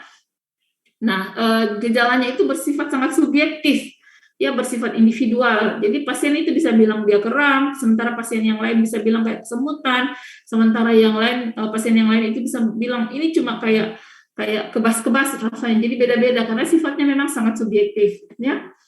Nah, neuropatik nyeri karena neuropatik diabetik itu merupakan komplikasi yang paling sering dialami oleh penderita diabetes.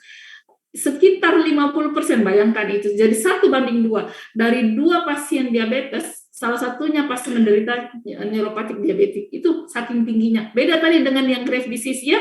Kalau apalagi yang Hashimoto, kalau grave disease itu 20 pada wanita 20/1000. Kalau penyakit Hashimoto itu 2/100.000. Jadi 100.000 orang, hanya 2 yang menderita Hashimoto. Sementara ini, neuropati diabetik dari 2 pasien, 1 pasti menderita neuropati diabetik, saking tingginya. Ya. Nah, gejala khas dari neuropati perifer diabetik itu adalah nyeri, kemudian penurunan refleks, jadi ada hiporefleks, penurunan secara signifikan pada rasa raba, getar, perseptik. Jadi ini tes sensorik nanti akan belajar pada pemeriksaan CSL, pemeriksaan fisis ya. Kemudian pada tungkai dan adanya kinestesia. Kemudian neuropati, nyeri neuropati itu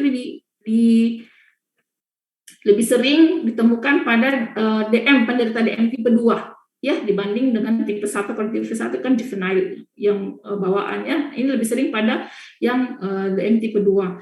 Kemudian onsetnya itu tidak jelas. Jadi orang penderita diabetes kan tiba-tiba aja dia rasa kram ya, maksudnya tidak jelas bahwa kapan perjalanan diabetesnya, kemudian kapan tiba-tiba dia menderita neuropati diabetik, itu tidak jelas kapan mulainya ya. Nah, klasifikasi neuropati diabetik itu ada diffuse, ya, diffuse itu menyeluruh, kemudian ada yang vokal neuropati, ya. Ya.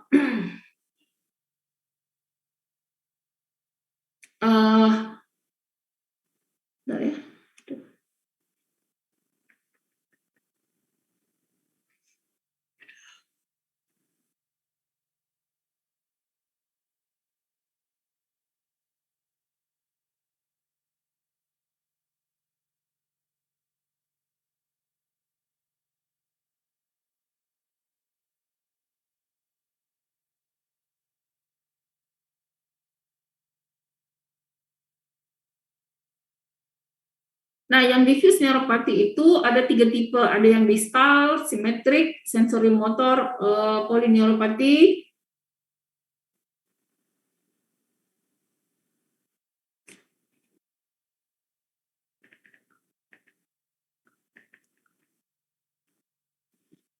Kemudian ada yang autonomic neuropati, ya.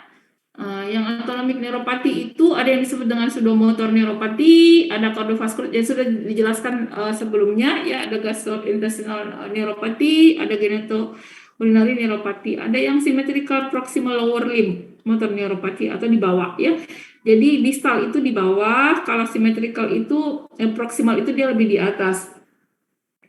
Ya, kemudian ada vokal neuropati, ya. Nah, vokal neuropati itu misalnya di daerah-daerah tertentu. Jadi ini kita harus curigai juga.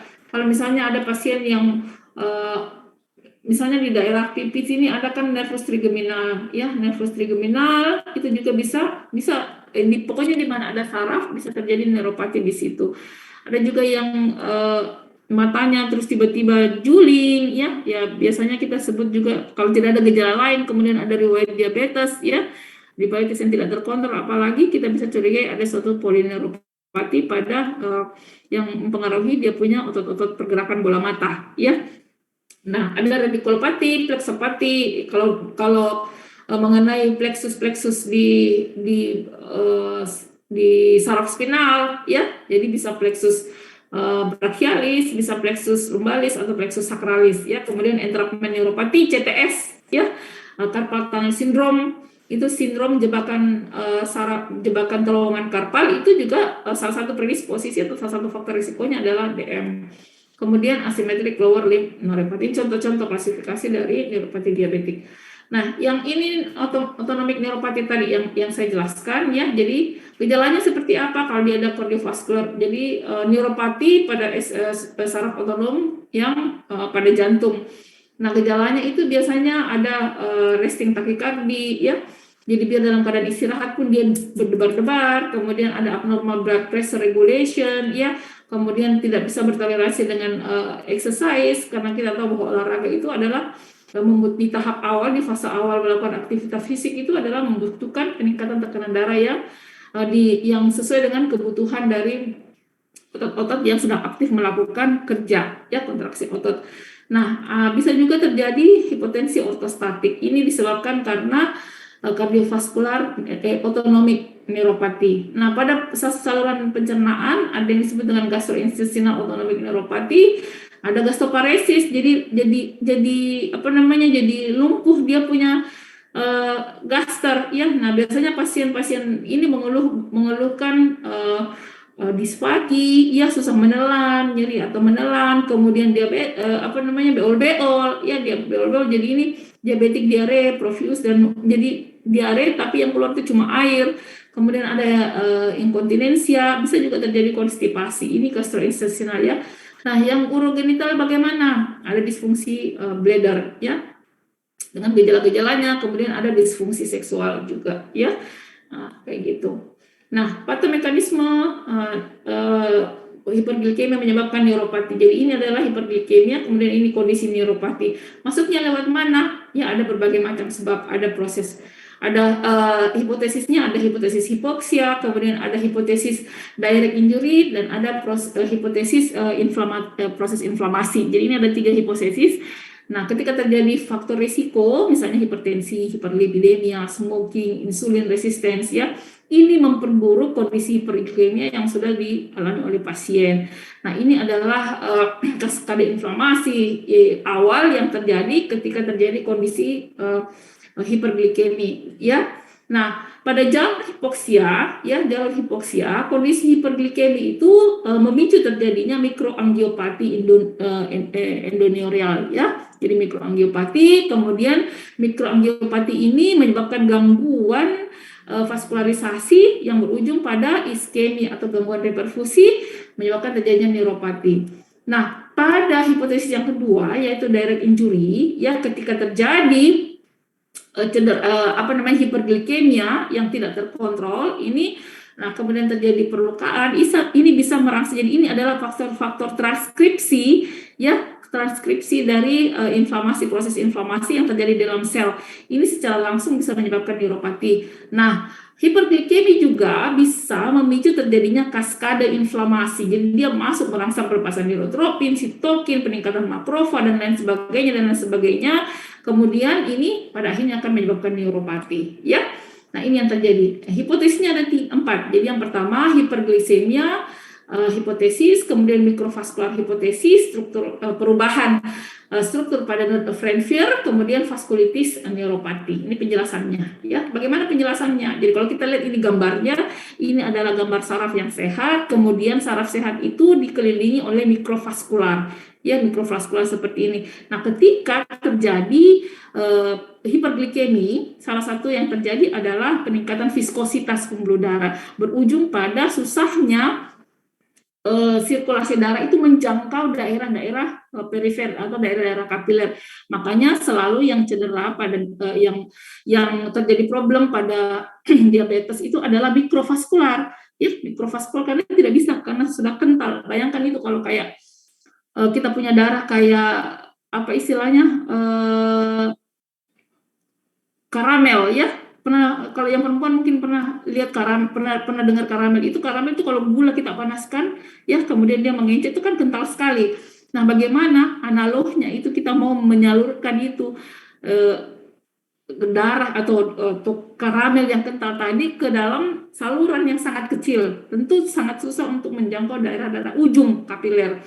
Nah, sementara saraf ini adalah divaskularisasi oleh kapiler, ujung-ujung kapiler yang sangat kecil, ya, kayak gitu. Nah, kalau misalnya terjadi gangguan pada blood vessel, jadi ujung-ujung kapiler itu menyebabkan disrupsi atau gangguan dari suplai oksigen dan suplai nutrisi pada jaringan saraf, yang jika terjadi dalam perlangsungan waktu yang lama itu bisa menyebabkan terjadinya hilang ini, disappear ini dia punya pembuluh darah, jadi suplai makanan pada jaringan saraf hilang, maka akan terjadi kerusakan jaringan saraf pada akhirnya, ya kayak gitu. Nah ini teorinya bisa dibaca saja. Nah ini teori mikrovaskular hipotesis. Jadi terjadi thickening, ya, jadi penebalan, kemudian pada membran basal dari endotel, ya, kemudian peningkatan size dari ukuran dari dia punya sel-sel endotel akan menyebabkan terjadinya kayak gini, menyebabkan terjadinya penyempitan pada vaskular, mikrovaskular, ya, seperti itu. Ujung-ujungnya kembali deh pada penyakit-penyakit pembuluh darah kayak gitu. Nah, perubahan struktur pada change node of Ranvier, jadi ini adalah node of Ranvier, ya, jadi node of Ranvier di sini. Nah, hilang ini vaskularnya itu menyebabkan terjadinya gangguan nutrisi pada saraf, juga secara keseluruhan gangguan pada proses pembentukan mielin, ya, kemudian gangguan pada saraf itu sendiri, bisa terjadi kematian saraf yang bersifat permanen atau aksonotomesis, ya. Nah, gejala klinisnya seperti apa? Nah, ini gejala klinis yang adik-adik harus pahami. Ada yang namanya diestesia, ada yang namanya parasestesia, ada yang nyeri otot, ya, ketulang otot. Diestesia itu apa? Ya, diestesia itu adalah rasa tidak nyaman, ya, yang abnormal, yang terjadi secara spontan. Manifestasi kliniknya itu bisa seperti allodynia atau hiperalgesia. Kalau allodynia, hiperalgesia, dan nyeri spontan. Allodynia itu adalah rasa nyeri yang berlebih-lebihan, ya. Jadi kayak misalnya kita sikat gigi, itu ada hiperalgesia, sikat gigi kan biasanya kita sikat gigi baik-baik saja. Tetapi pada orang yang terjadi neuropati diabetik itu nyeri dia rasa, ya. Atau misalnya kayak pipinya kram terus kesentuh angin seperti itu, rasanya nyeri, itu disebut juga dengan allodynia atau hiperalgesia. Jadi keadaan-keadaan yang pada kondisi normal itu orang tidak akan merasakan nyeri, tetapi pada pasien dengan neuropati diabetik itu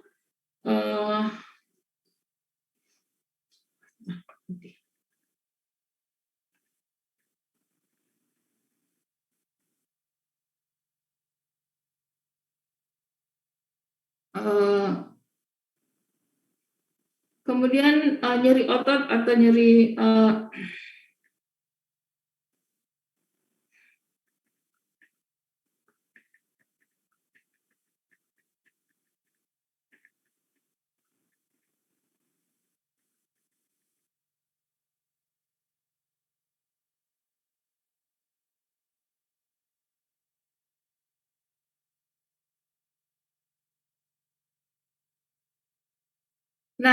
nyeri neuropati diabetik itu, nyeri pada neuropati diabetik itu bisa bersifat menetap, ya, kemudian paroksimal, kronik. Nah, ini yang khas, ya. Jadi kualitas dan kuantitas nyeri itu dirasakan makin lama makin meningkat, kemudian nyeri meningkat pada malam hari, ya, nyeri meningkat pada malam hari, terutama pada saat berjalan, berdiri dalam keadaan kondisi lelah fisik dan psikis. Berkurang sedikit tapi tidak hilang, ya, pada saat beristirahat. Kalau diberikan dikasih stimulus seperti itu, dia akan rasa nyeri. Tetapi ketika kita menghentikan stimulusnya, maka dia masih akan tetap merasakan nyeri. Ya, itu adalah nyeri-nyeri pada neuropati diabetik. Nah, kemudian lokasi nyerinya, topografi nyerinya di mana? Nyeri berlokasi terutama pada ekstremitas bawah, yaitu jari kaki sampai lutut. Jadi ini yang disebut dengan gambaran kaos kaki dan sarung tangan atau stocking and gloves neuropati, ya, atau dikenal sebagai distal symmetrical polyneuropati, ya. Jadi persis kayak pakai kaos tangan dan kaos kaki pasiennya, itu khas sekali. Jadi kalau ada adik nanti di poli yang sudah bertugas sebagai dokter, ada pasien begitu nyeri dia rasa telapak kaki, nyeri telapak tangan, tanya sampai di mana, ya. Kalau misalnya dia pas seperti stocking and gloves, baru kita bisa tanya, ya, riwayat diabetesnya dan lain sebagainya, ya. Nah, kemudian gejala klinis yang lainnya itu seperti ini, ya. Jadi ada Charcot joint. Jadi ulcerasi pada kaki kayak gini ya, ulcerasi pada kaki, kemudian carpal joint ada deformitas ini ya, kemudian tes lasek, jadi ada tes provokatif nyeri, nanti belajar pada pemeriksaan fisik, kemudian tes tinel dan tes Fallen itu positif, tes sensori juga positif. Minta pemeriksaan laboratorium ya, kadar gula itu melewati ambang batas ya. Kemudian yang paling bagus itu adalah pemeriksaan HbA1c. Pemeriksaan neurofisiologi, kecepatan hantaran saraf bisa dilakukan terutama kalau ada gejala atau tanda otonom murni dan hanya nyeri. Jadi kita mau menyingkirkan apakah neuropati ini disebabkan karena diabetes atau dia murni karena nerve entrapment saja atau jebakan saraf ya. Faktor risiko, angka kejadian dan derajat keparahan neuropati diabetik itu bervariasi sesuai dengan usia, kemudian onset, jadi awitannya sudah berapa lama dia diabetes, kemudian kadar gulanya terkontrol atau tidak, itu semua sangat mempengaruhi perjalanan penyakit atau progresivitas dari dia punya neuropati diabetik. Ini kendali glikemiknya bagus atau tidak, ya. Itu, jadi kalau neuropati diabetik biar kita kasih obat satu gentong, kalau kita tidak tangani dia punya, kita tidak kendalikan faktor glikemiknya, itu juga tidak terlalu berpengaruh, ya. Nah, penanganan bisa kausal, ya, kemudian bisa medikamentosa, non medikamentosa, pemberian edukasi, rehab medik, kemudian bisa yang kita tangani juga yang neuropati otonomnya, ya. Nah, penyebabnya tentu kita harus lakukan pengendalian, jadi kendali glikemik istilahnya, pengendalian optimal pada kadar gula darah. Kemudian kadar HbA1c itu harus dipertahankan di bawah 7%, ya, kalau di atas 7% setengah mati. Nah, medikamentosa, kalau pada nyeri-nyeri muskuloskeletal itu kita bisa berikan obat-obat analgetik. Cuma kita harus hati-hati pada pemberian NSAID karena kadang-kadang pemberian NSAID misalnya golongan steroid, non steroid maupun steroid, misalnya meloxicam dan lain sebagainya, itu biasanya dia berkompromis dengan kadar gula darah itu sendiri. Jadi kalau pasien untuk analgetiknya biasanya kita kasih lebih cenderung kasih golongan paracetamol, ya, karena menghindari untuk memicu peningkatan gula darah lebih lanjut kalau kita kasih NSAID, ya. Atau kalau sudah ada tanda neuropati, ya, kita berikan antidepresan trisiklik, ya.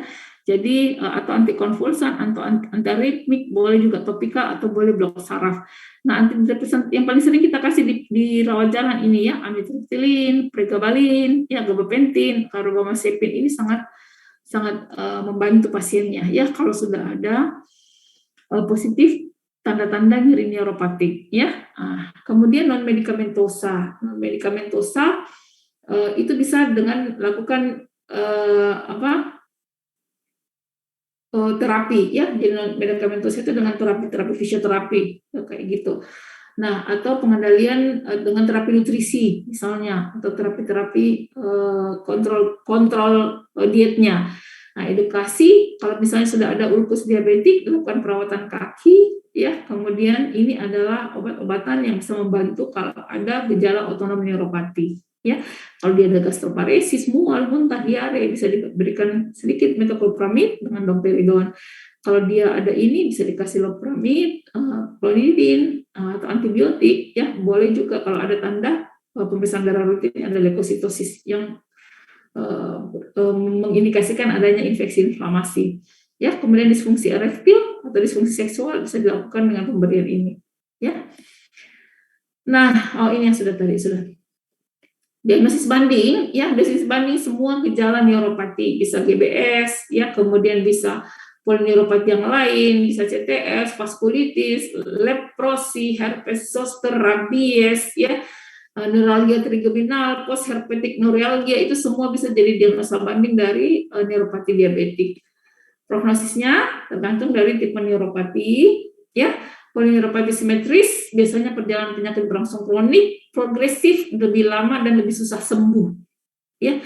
Tapi kalau dia vokal itu progresifnya lebih baik, dan biasanya kalau kontrol glikemik, kendali glikemiknya bagus, kemudian bisa lebih awal diberikan obat-obat neuropati, ya, terutama yang kayak tadi yang anti depresan trisiklik, kemudian gabapentin, karbamazepin, pregabalin itu bisa membaik setelah beberapa bulan atau beberapa tahun. Ya, oke. Saya kira itu saja. 11.51 ya. Ada yang mau bertanya sebelum sholat Jumat?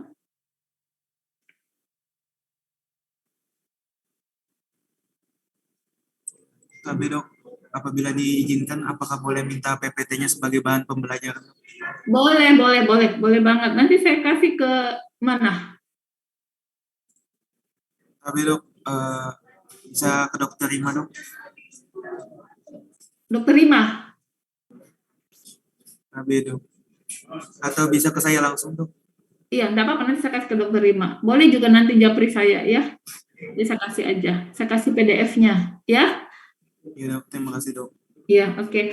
Kalau tidak ada yang mau bertanya, karena mau siap-siap sholat Jumat, kita akhiri sampai di sini kuliah hari ini. Insya Allah kita ketemu lagi di lain waktu. Tetap belajar, ya. Semangat belajarnya memang begitu kalau mau jadi dokter orang deh. Makanya tidak semua orang bisa jadi dokter, ya. Oke, semangat. Mohon maaf untuk segala kekurangan, ya. Assalamualaikum warahmatullahi wabarakatuh. Waalaikumsalam warahmatullahi wabarakatuh. Waalaikumsalam warahmatullahi wabarakatuh. Oke ya. Saya izin live ya. KB dok.